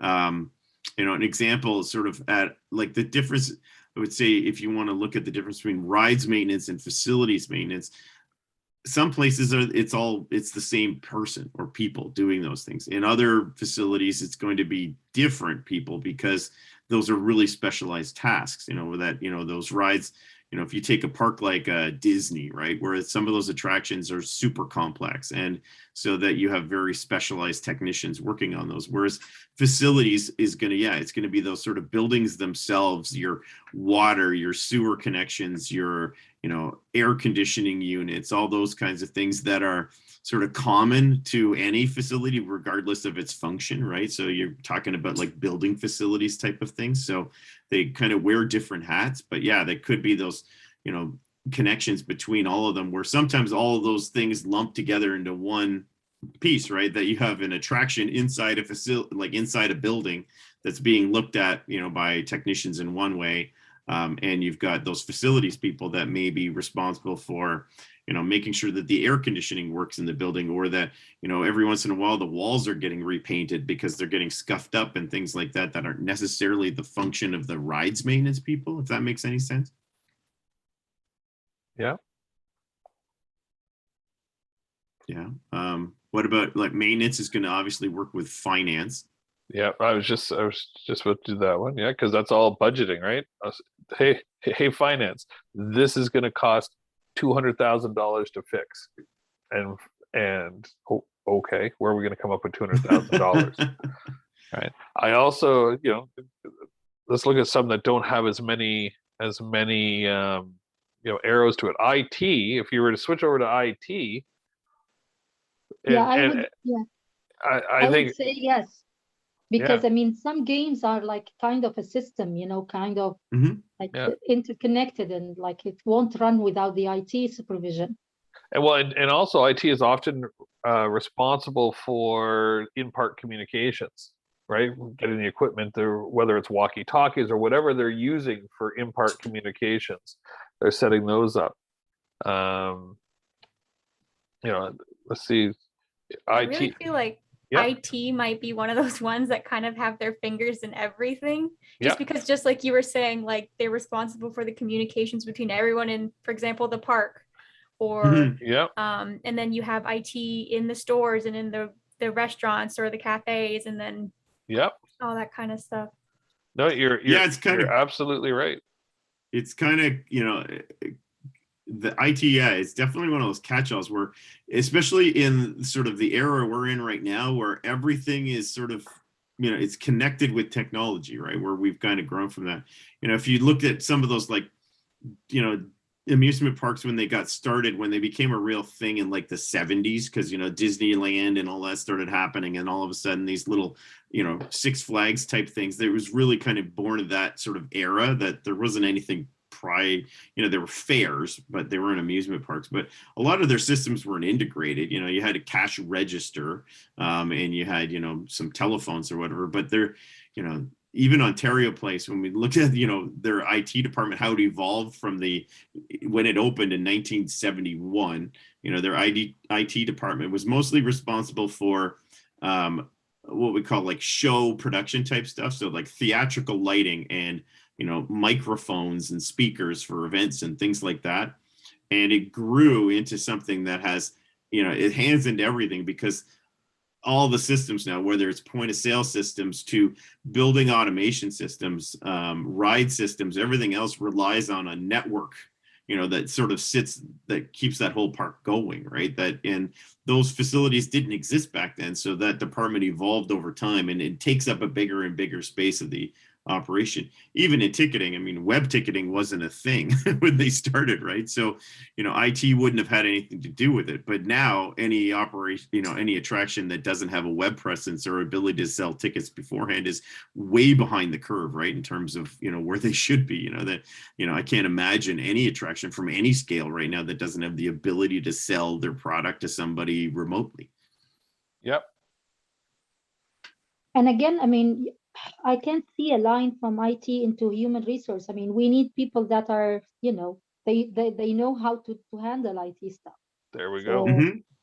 Well, and IT right now, I mean, the pandemic's a great example of attractions had to find ways to recruit and hire staff without them being physically present, and, think about just the application process that, they have to build systems now to gather applicants and deal with all that kind of stuff. Whereas, years ago, that might have been just, we're having a job fair, you show up with your resume on paper and walk in. And now it's apply online. A lot of the interviews or even first interviews or screenings and things like that are done as virtual or online things.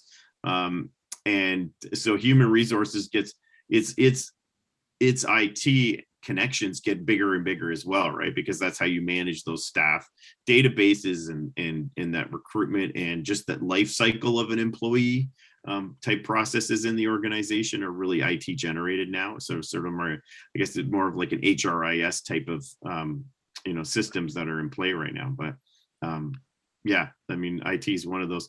Yeah, IT and human resources are interesting departments, because I always like to think of them as they're not guest facing. They don't typically serve, they have connections to the guest because of what they provide or do, but they're generally, it's almost like they're departments built to serve other departments inside the operation, if that makes any sense. So they're, you know, when I look at them, it's like you can say, well, who are their guests or who is their customer? Well, it would be any of the other frontline operating departments, right? So you can kind of create that division between them and say that this is a frontline department where they have contact with the guest on a, you know, almost, you know, constant basis, whereas HR and IT, and even for a certain extent maintenance, may not have that sort of, you know, direct, like I'm serving the customer, the guest, you know, direct result, whereas they may be serving another department that has tasks to do that, but they have to support them, because if they don't do their job, then that sort of frontline department can't do their job.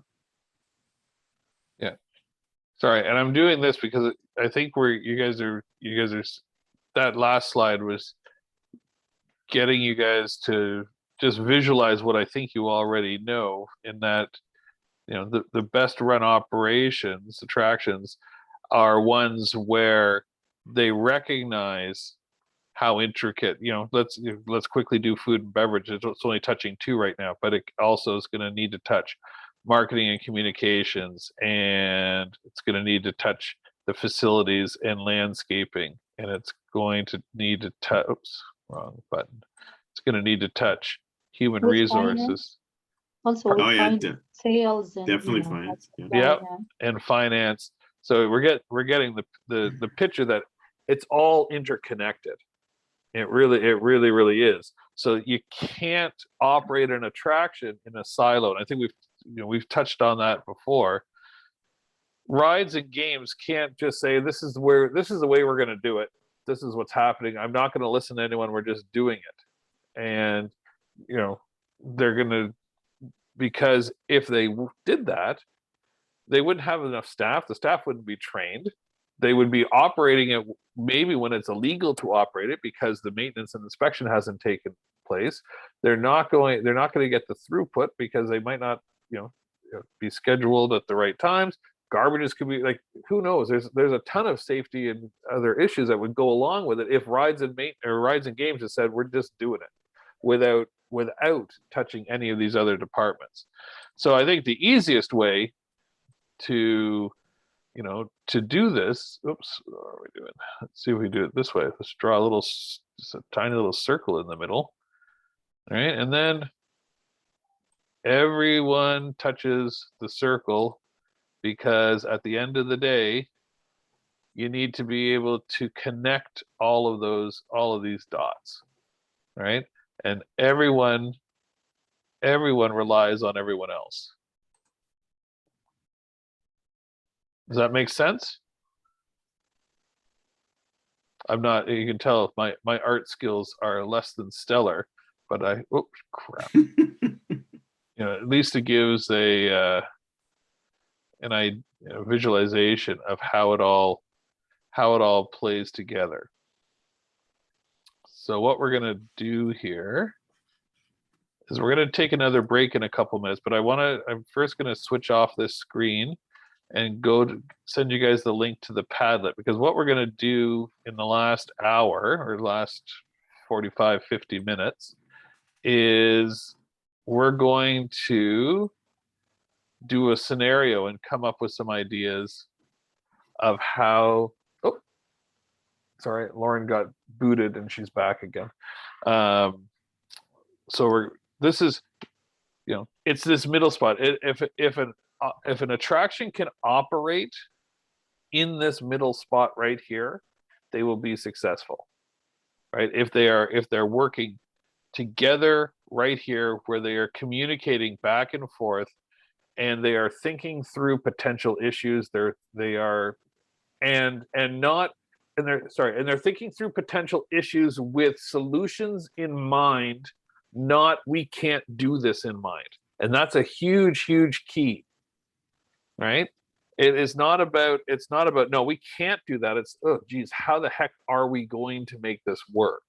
And if you can operate an attraction in this zone with all of your different departments or areas that you need to think about, because like I said, at a glow zone there's no departments, but we think about all of those things when we're making decisions, the attraction is more successful. Let me just quickly copy and paste this. What am I doing here? Okay, and gonna post that here. All right, so here's the Padlet we're going to be working on after the break. So if you want to take a look, we're going to do a group admissions policy. So you're part. So here's what we're going to do. We're part of the senior team at a small theme park that wants to increase business by offering corporate picnics. So what are some of the policies and processes that need to be developed? We're going to do this in two parts. So we're going to start with thinking about what departments need to be involved.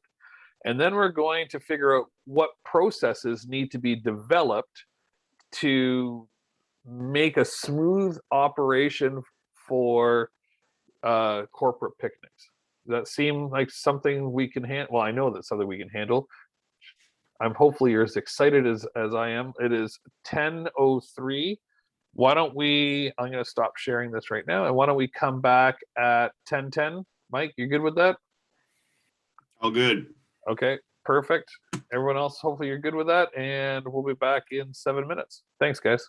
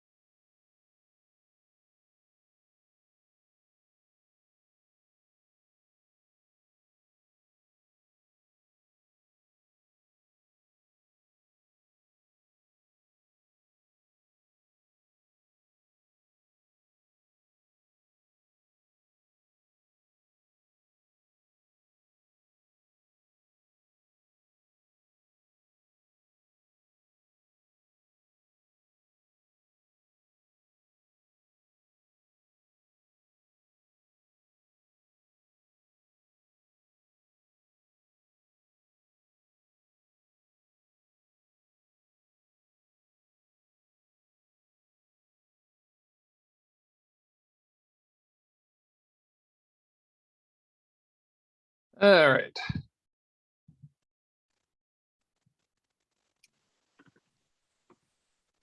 Do, do.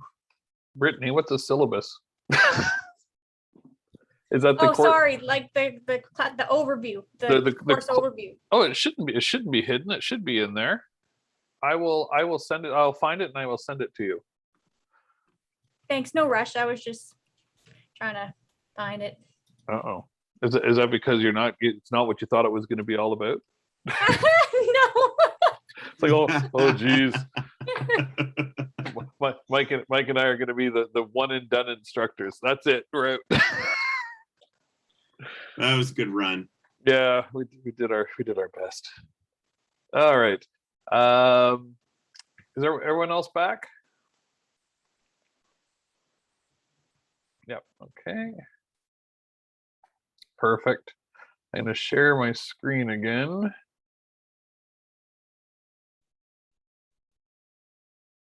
All right. Are you seeing the policies and procedures stuff here on the screen? Mike? Yes, sir. I got the right thing up? Because, I'm Yeah, that looks right. excellent. Okay, so just before we go off to the Padlet in a second, let's do an introduction to policies and procedures. So what do we know? We know that every function relies on many departments. We know that each department has a specific role to play by activity or project, and that planning and communication leads to success. Let's work in the circle. The hiccups. So here's the hiccups that make it difficult. So each department has many staff and often part-time staff. And sometimes there's big time gaps between the same activity and project. So, there could be something like a Halloween haunt happens once a year for a limited time. So, people are going to forget how to make it work. And then, of course, there's also situations that arise that are outside of planned functions. So the solution is policies and procedures.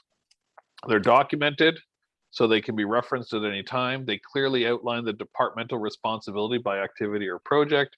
It's easy to communicate to all departmental staff and the ever-changing staff as they come in and come out.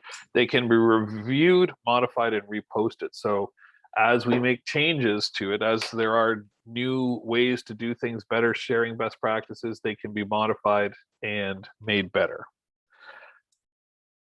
Mike, what do you need to add to that? I think, just overall, I think, it's some of it too is just about looking at, it's almost like the what can go wrong conversation, Yeah. where are the weak links in this chain? Like, where are the places that are going to cause,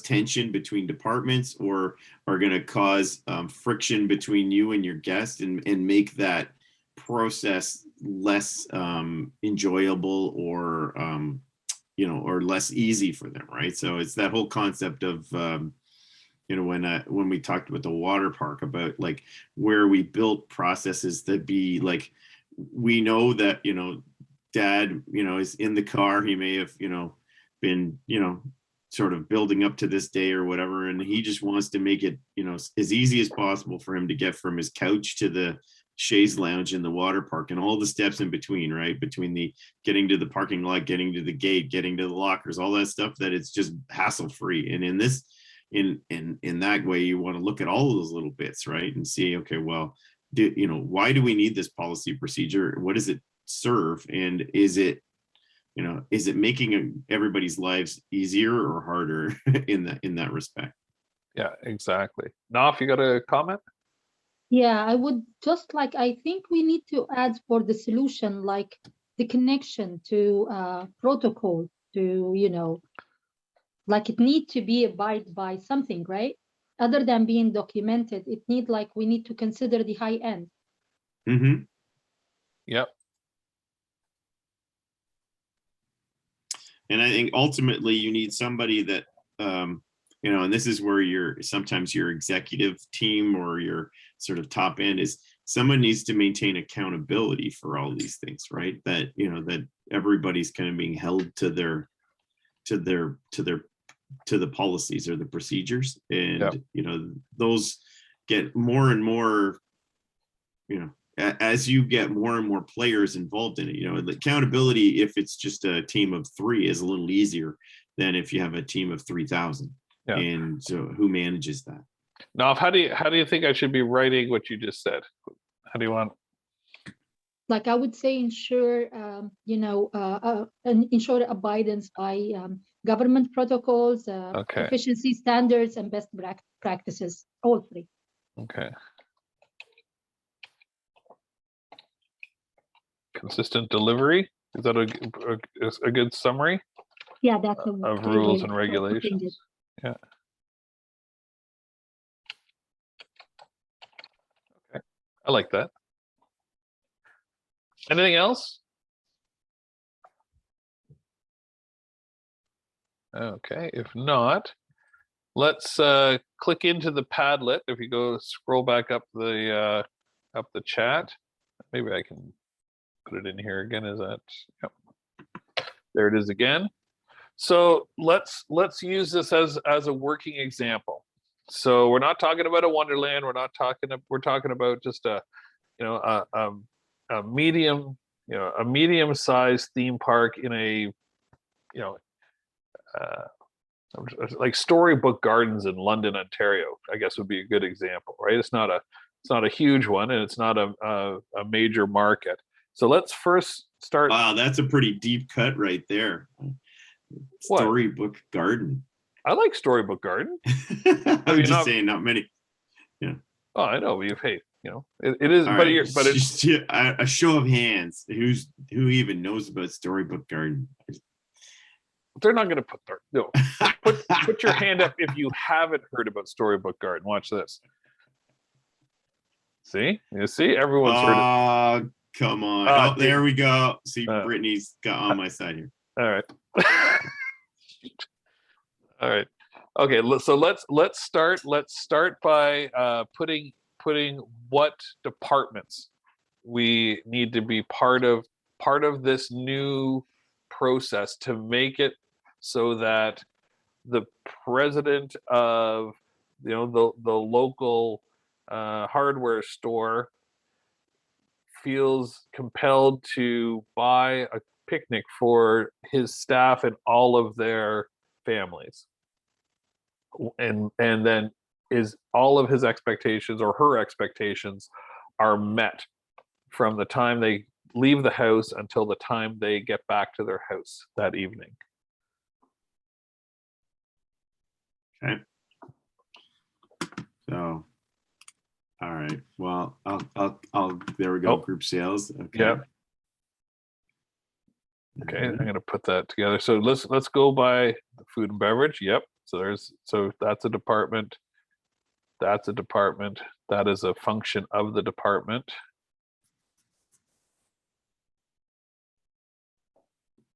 All right. So let's think about the process. So yep. So okay. So the safety, marketing, communications, and mission. Look at this. This is good. Just an easy way to do it is just walk yourself through what you would need to do if you were coming to a picnic at a amusement park or a theme park.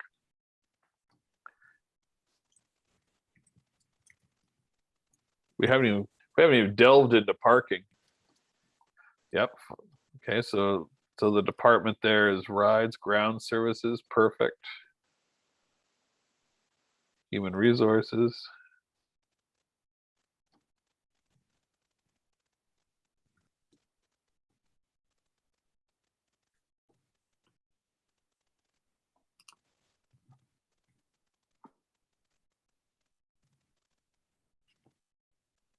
IT.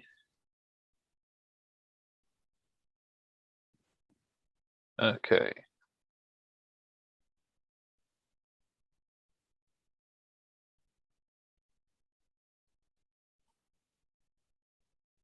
Whoever put down functional rides, can I change that to rides and games as the department? You're okay if I edit that? Yeah, of course. I'm just like mentioning because we're talking from the point of view of the person who is coming. So Yeah, yeah. that's why I'm writing it in this way. Oh, I see. Yep, that makes sense.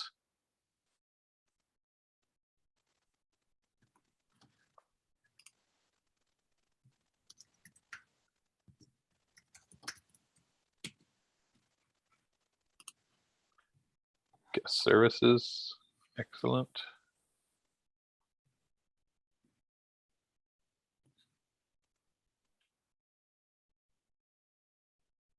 Okay.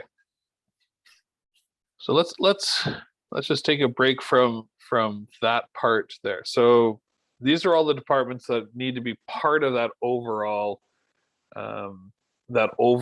structure of doing it. And a couple of things we need to think about here. And I'm gonna move human resources sort of down and out of the way here. And the reason is that well, no, maybe not, because they're going to have to hire specific. So it's a new process. Human resources, at the end of the day, they're responsible for. So ground services is going to go to HR and they're going to say, I need 20 ground services people, and human resources will say, okay, and they will hire that 20 ground services people, and then they will make sure that they've got their uniforms and they're trained at, they understand how they're going to get paid, they understand how they're going to get on site, through, whether they're coming through the main gate or if there's a staff entrance, they're going to know all of that stuff as part of sort of an onboarding situation. Then ground services is going to lay out all of the procedures and their roles and their responsibilities based on what's happening or what type of park that it is. So in this case, ground services, the only real role difference, I think, is that ground services might say, we're going to be doing picnics this year. This is going to mean I need an extra 3 or 4 people to come on board, whatever that number is. And if it happens mid-season, if it's a decision that's made mid-season, then human resources is going to have to, do some extra recruiting, which is outside of their normal scope of seasonal recruiting, if that makes any sense. So then ground services, and I'm gonna add can I add a note to this? Should be able to, I think. If you click on the little 3 dots, I think, and you go edit. Connect. Oh, you know what I probably did do here? I might need to. That doesn't matter. We'll just do it underneath. I probably didn't set this up right. So ground services now has to create some new work processes to ensure that the picnic is taken care of. And we talked a little bit about this during, as we were going through the department. So what are some of the things that ground services would have to, what policies would they have to put in place? And I'll start it off, and I'll say that they are going to have a preparation policy and procedure. Yeah, and the cleaning times, right? I see that. Yep, procedure. So we're going to put these right underneath here. Cleaning times, exactly. So ground services is going to talk with group sales and with food and beverage, and they're going to, the group sales is going to say, okay, here's how we think it's going to work. We're going to invite 1,000 people to come in, and they're going to have lunch at noon. And ground service and food and beverage is going to say, well, if they're going to have lunch at noon, we have to start cooking at 10 a.m. And we're going to need 15 tables, and we're going to need then we're going to need the seating and all this kind of stuff. Now the grounds services is going to say, okay, in order for that to happen, we need to have a policy or a procedure that says, okay, if a party is eating at noon, if it's X amount of people, you have to set up this many tables at 10 a.m. and you have to have this many garbage cans out, and here's where they're going to go, and here's what they're going, here's what they're going to look like.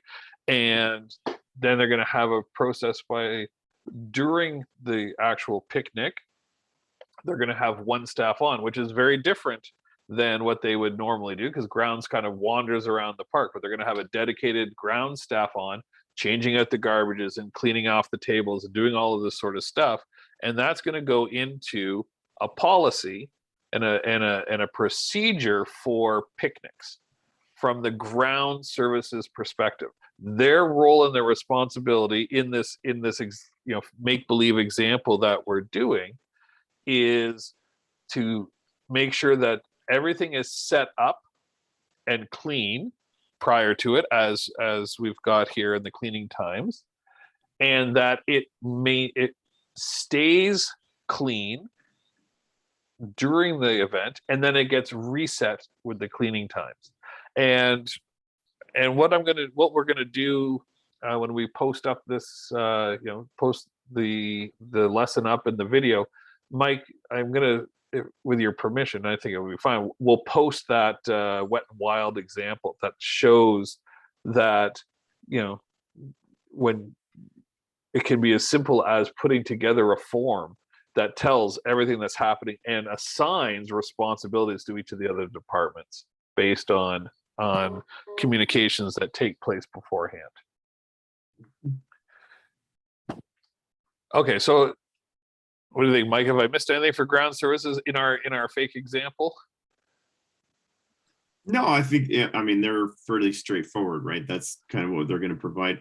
I'd say, some considerations that, need to be thought out is if you're requiring, if it's going to noticeably change your attendance, then that may create policies and procedures for things like the waste collection at the park, or adding additional bins and things in back areas. And it's something we had to deal with at Wet and Wild, was that when we had these big picnics, we just didn't have the capacity to store all that waste. So we would we'd talk to our waste provider and say, well, for these days, I'd like a bin dropped in this service yard here, and we're going to fill it up, and then at night you're going to come and pick it up, because if we didn't, then our main compactor was going to be full too soon, and we might do all those things. So those are considerations, but I think in terms of policies that you want to think about from that department, that's basically the crux of it. That's what they deliver. They're going to create a separate policy and procedure that is tied directly to this group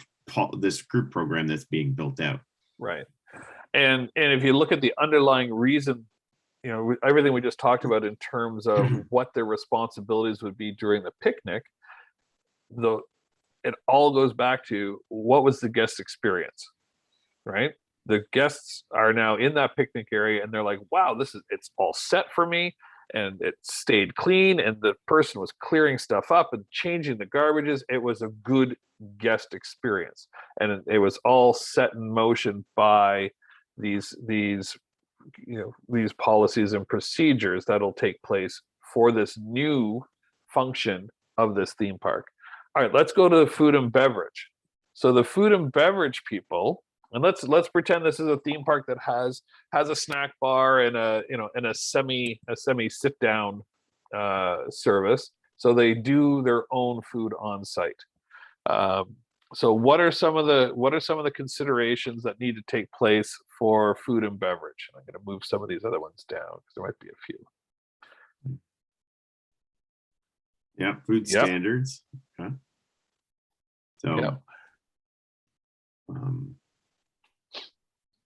So that goes with health and safety. If you're cooking a burger, it's got to be cooked through, or if you're cooking it, that's a good one to have.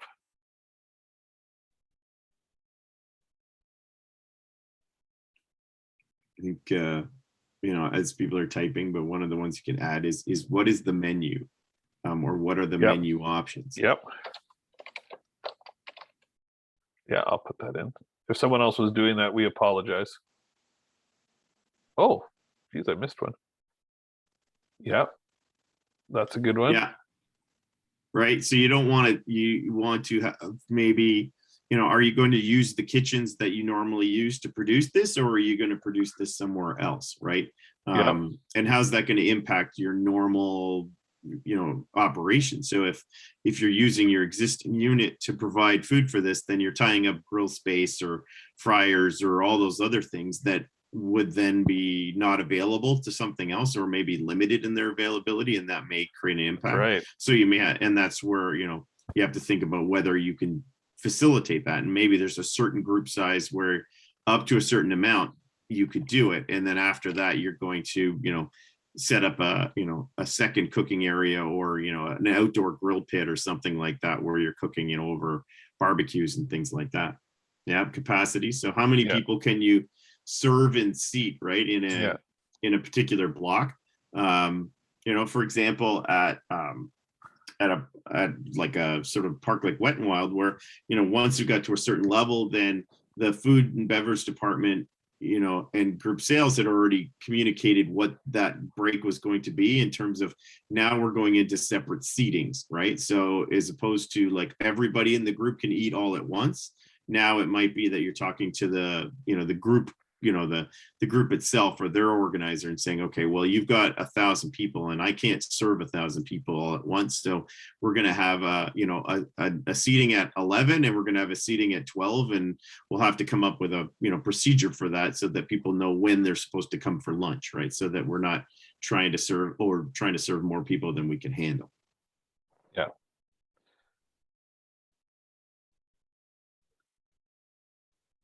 Mhm. Okay. So- So what else do we have in here, do we think?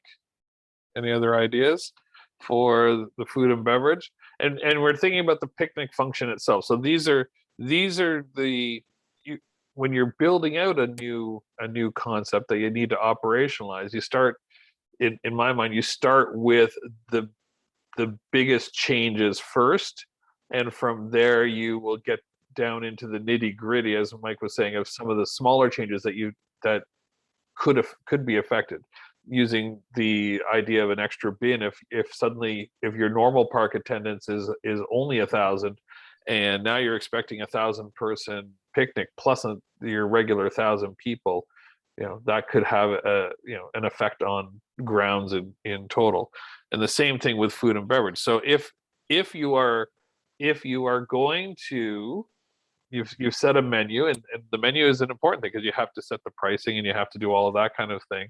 If it is different than you know, the regular menu, they have to order it in advance. They need to know the procedure would be, back to group sales, has to do with timing, I think. You know, and I'll write timing and we'll talk about it. Would have to do with timing. So the procedure would be, okay, group sales, I have to have guaranteed numbers. If the party's on Saturday, I need guaranteed numbers by Tuesday. And that means that the group sales department who's selling this event has to get in touch with the organizer, and they have to give a guarantee that says there will be 400 people at this party, because they're going to get charged for 400 people, for the food for 400 people, whether or not 400 people show up or not. And that's because the food has to be ordered, and that's all been taken into consideration in the overall price. You can't buy, if your markup's only 50%, you can't buy food for 400 and serve 200 and only get paid for 200, because you've lost any profitability out of that, and now you're stuck with a whole bunch of food that you might not that you might be able to unload. Yeah exactly. All right, so then that's where this staff lunches came in. Well, that's true. That was always yeah, at smaller parks where, you know, especially like Wet and Wild, we would serve, staff would have a separate window that they could go and buy from the kitchen, and typically the days after big events were usually whatever food that wasn't prepared or sold for the event. So if the event the day before was going to be you know, burgers with coleslaw with this and that, then typically the staff lunch was that. But you know, that's the way to get rid of that inventory. But yeah, you needed to really be careful about what you ordered, because didn't want a surplus of perishables, especially, right? There's some things you can get frozen like burgers or whatever and reuse them, but the buns only have a certain shelf life, right? So if you don't use them up, then you're stuck with all this product that you got to get rid of because it's going to perish. Yeah. And then so they've together they figured out the menu options that food and beverage is comfortable thinking they can do in large quantities. They have figured out how early they need to have the stuff ordered, and they've determined where they're going to cook it. So let's in this fake scenario, let's pretend they've decided it's going to be barbecue only stuff, and it's going to be done on site in these picnic areas. So now we need to make sure that, from a safety standpoint, I saw we had safety in here, but also from a maintenance standpoint, are there, we need propane tanks. How do we safely transport the propane tanks? How do we create a safe cooking area that the guests aren't getting involved with? So now maintenance is setting up maybe tents and setting up a cooking area for them. Mm-hmm. How are we transporting the food, even unprepared, from wherever it's stored to the picnic areas? Is it done beforehand? Is there on-site refrigeration? Do we need electrical? All those sort of things now have to be coordinated with maintenance. And those are, in a lot of cases, those are one-time operating procedures, meaning we know that the picnic area is going to need electrical, and we know that during picnics they're going to need propane, and we know that we need to have tents set up and some barricades put up so the cooking area is different from the serving area. And that can be done as a one-time procedure. And then during these communications, when we're working in this circle, and they're having the weekly meeting on a Monday, and the group salespeople say, we've got a picnic on Saturday for 400, we have a picnic on Sunday for 200, then the guys in maintenance know that they have to make sure the barricades are up, there's fresh propane tanks, there's, the electricity is turned on, and all of those things that we've agreed to as being part of the overall procedure for picnics is now activated. And that doesn't need to change every time. They just automatically know that has to take place on this day, and this day. Yeah. And, another thing that's going to come into consideration there in terms of your policies and procedures, and we talked about earlier, some things that you can't control, it's just that the sort of local regulatory environment. And there are quite a few rules that govern the sale, production, consumption of food and beverage. And, they could be local health code, they could be AGCO codes, and those things need to be considered in your plan.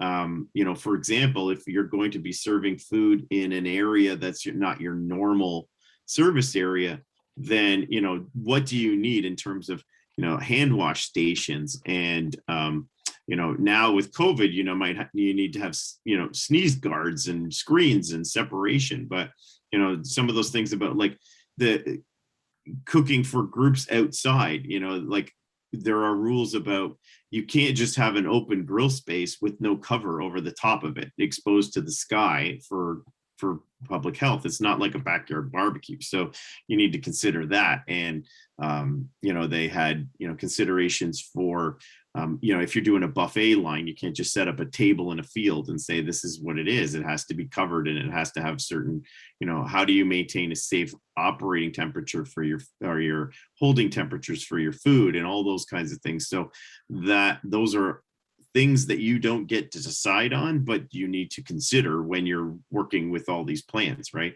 And that's from a operational standpoint, it makes the situation sometimes more complicated, because the simple solution would be to do this, but then you're like going to say, well, we can't do that because the regulations are gonna, we're going to run afoul of those, and obviously that plays into your health and safety plan and how you operate. Hopefully none of this is overwhelming anyone. It's not meant to, because as we're talking through it, there's a lot to it, but a lot of it is just think about think about everything from that guest perspective, and then come up with some processes to ensure that they have a great experience. So let's just move off of that one. I'm going to put IT and admissions and ticketing together here Mhm. for this one. So so now we're trying to get 1,000 people into the park, and they are not paying for their tickets themselves. They're paying, their company is paying for their tickets for them. So, some of the things that we need to figure out from a process standpoint is, how do we get the tickets in the hands of those 1,000 people coming in? How do we get them in the hands of them so that they can't be duplicated and suddenly it's 2,000, right? So, so meaning that people will, if it is being sent to everyone electronically, all 1,000 tickets have to have a unique identifier, a unique barcode on it, so they get canceled out when they get scanned on their way in. So there's, so what is the admissions process? And it can be different, in every situation. So for this one, what do you guys want to do for a group admissions process? And some of the options are online ticketing. So they're sent their tickets. So that's one way.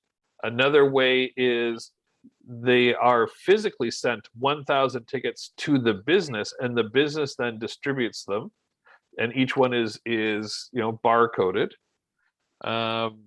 There's a third option, is they're wristbanded, and what happens is the organizers of the event are provided a space outside of the gates where their visitors come and are given wristbands. So they're, Chuck, it's you and your family. Here's your 5, and off you go. Have a great day. And those wristbands are then scanned in. But we know that by color code, or they don't even need to be scanned. You show your wristband, and in you go, either through the regular gate or a side gate. And that was by far the most common that we would use at a park like Wet and Wild, where those groups were. They were told the companies are like, okay, we're going to have our picnic on Saturday, and we're going to have a table between 10 a.m. and noon outside, and we help them set up a nice little banner or a sign saying welcome, whatever company name, and usually somebody from the company and somebody from group sales sitting there, and they kind of work out that process about when you show up, they know who so and so is, or they have their confirmation from the company and a ticket. And you can give them here's a wristband for your food, and here's a wristband for this or whatever, and here's a ticket to get in through the gate.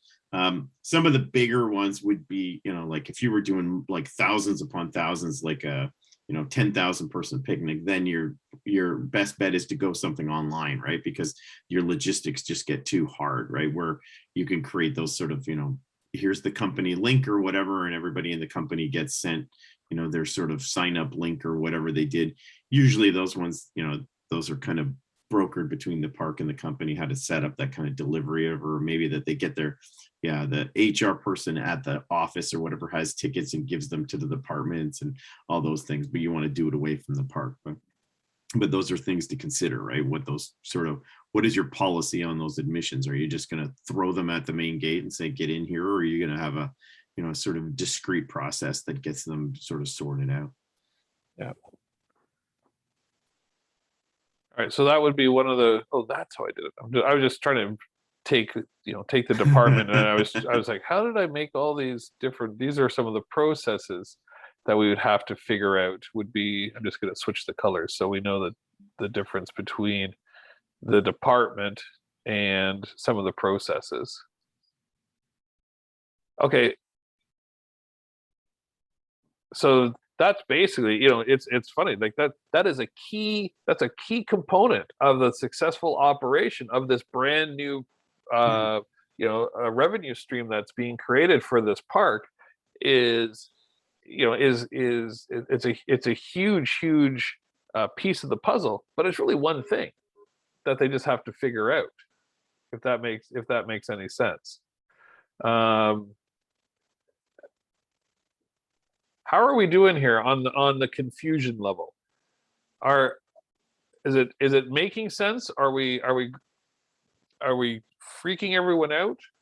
Because it's funny because as we're talking, I'm like, it seems it's very second nature to us because this is what we've done for so many years. But if you're not familiar with it, it can be overwhelming to think about all of these touch points. And the main thing that I think we can say with confidence is you're never going to think of everything. And the best thing you can do is be open to making changes to whatever policies and procedures you put in place, because they sometimes don't work. And or you come up, you think you've got the what's that, the best laid plans, whatever that saying is, right? You've got what you think are an incredible set of procedures to make it work, and then you find out that something still is off, and you have to then go back to the drawing board to make it a better guest experience.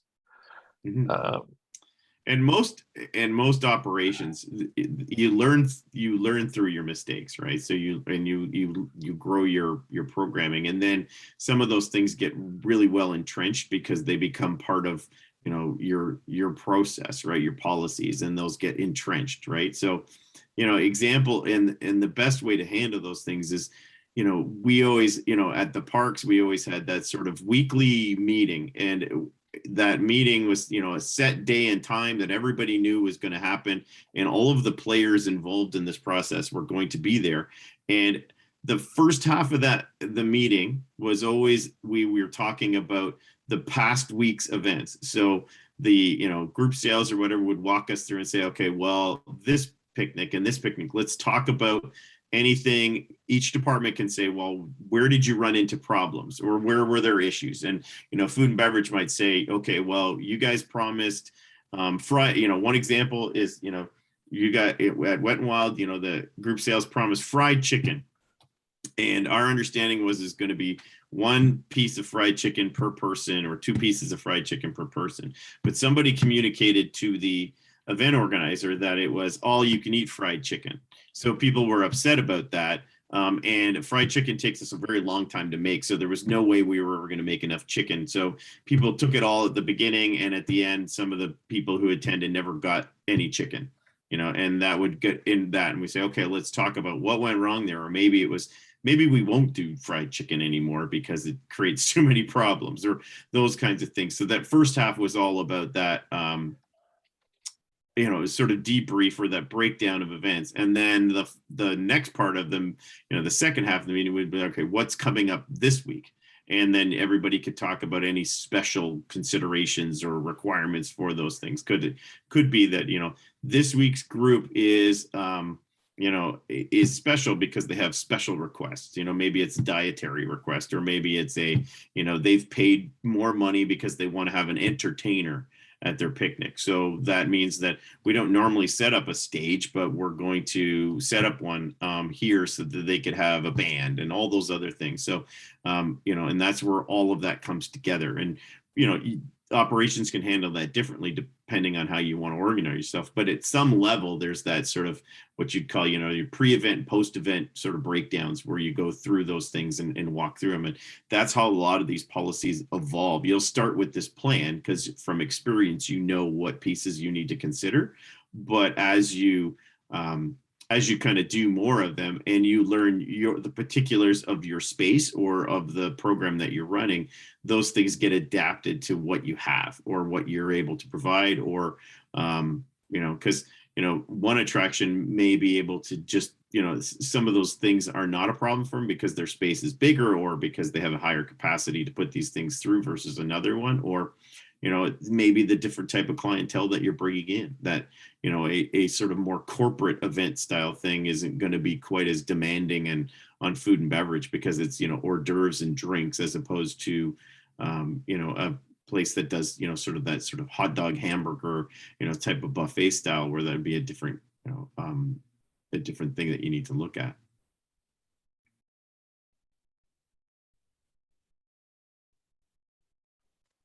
Sorry, Mike. Well, while you're doing that, I'm just sort of adding in a couple of other things that that fit, and it all, everything you're saying, it all. You're right.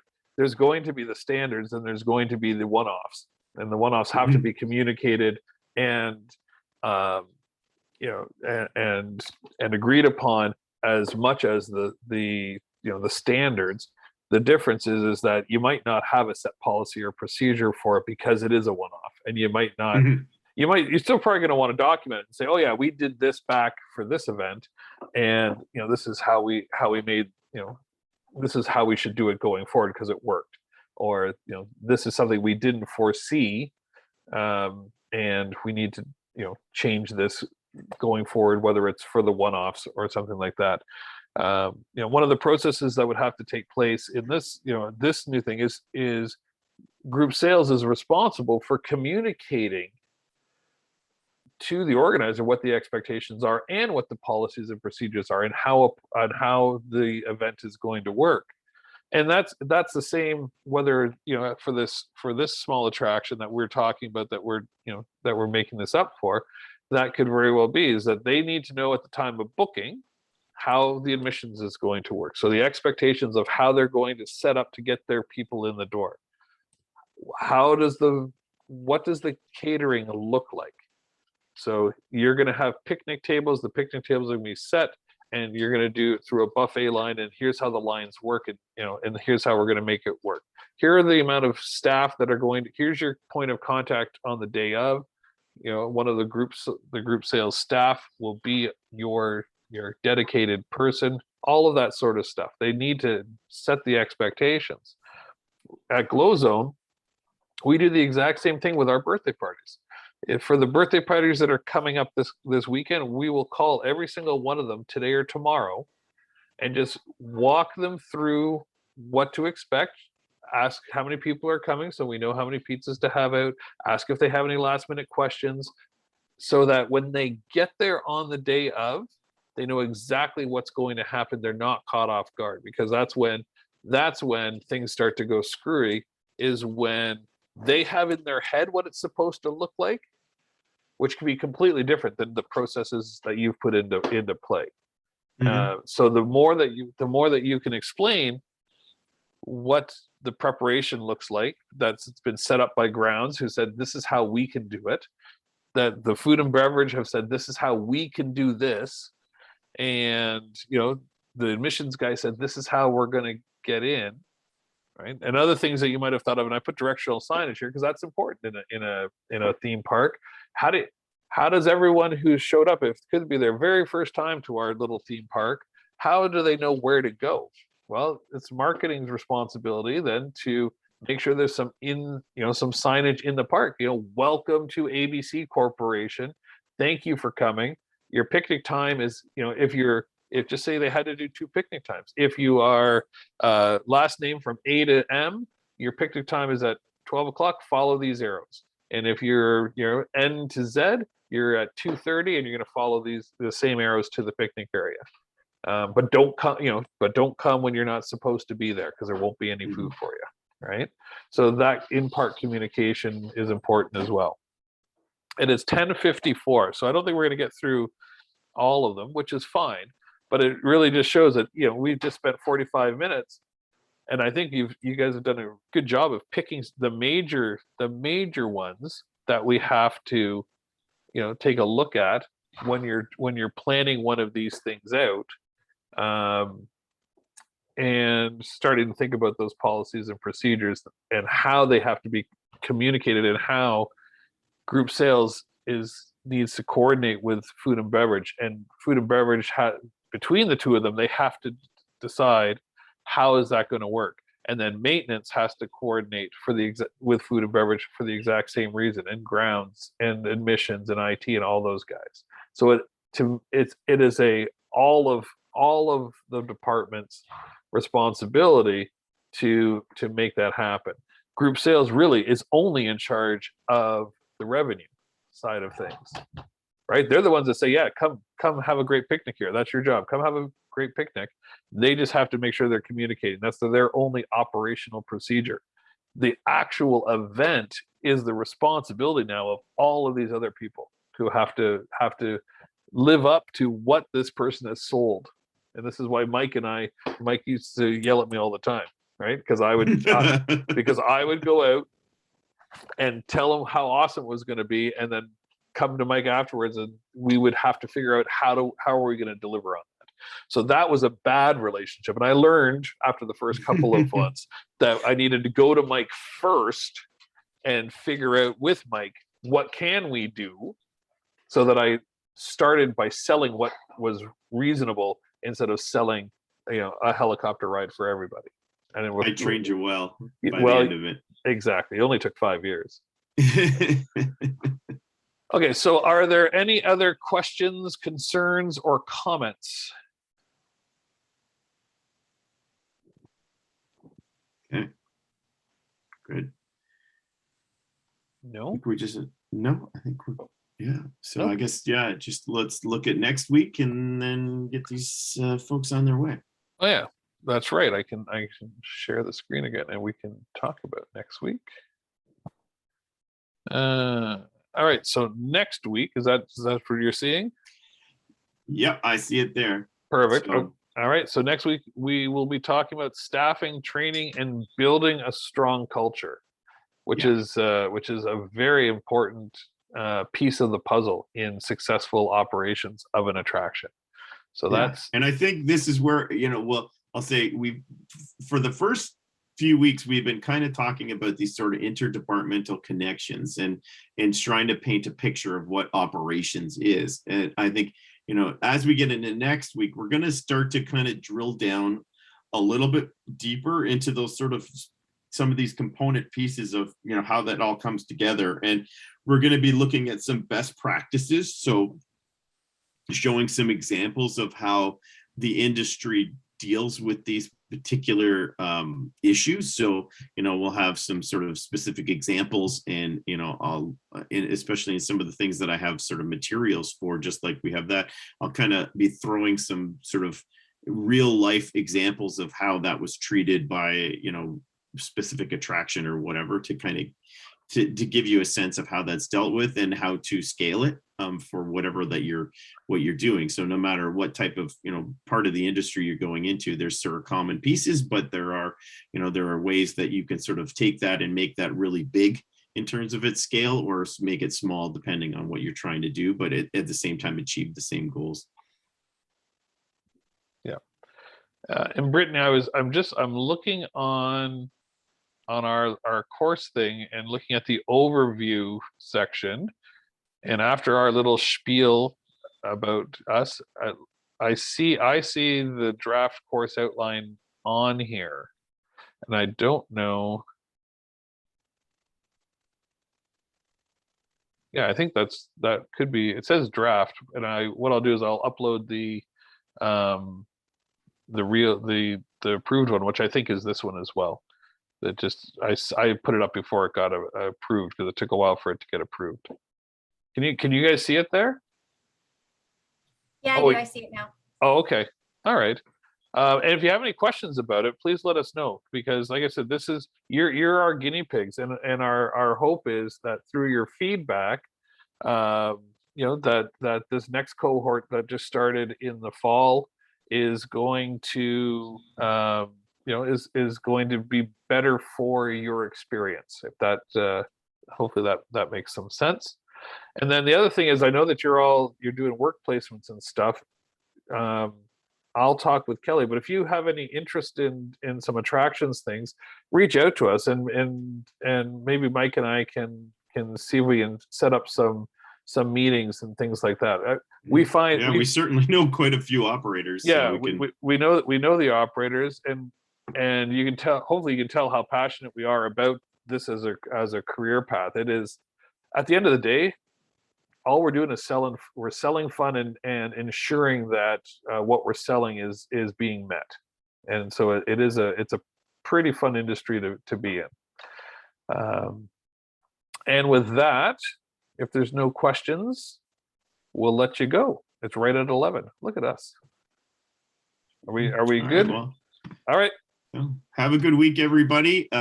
Enjoy your Thanksgiving. Whether you're having turkey or chicken or ham or whatever, maybe even just some noodles. But right. enjoy it anyway. So Sorry. When's reading week? It's not next week, right? Anyone know? It's the 25th to the 29th. Thank you. We will make sure that we don't force you to be here. Mike and I'll just sit here going, what the heck is going on? It's good to know. All right, guys, we'll see you next week. Thank you very much. See ya.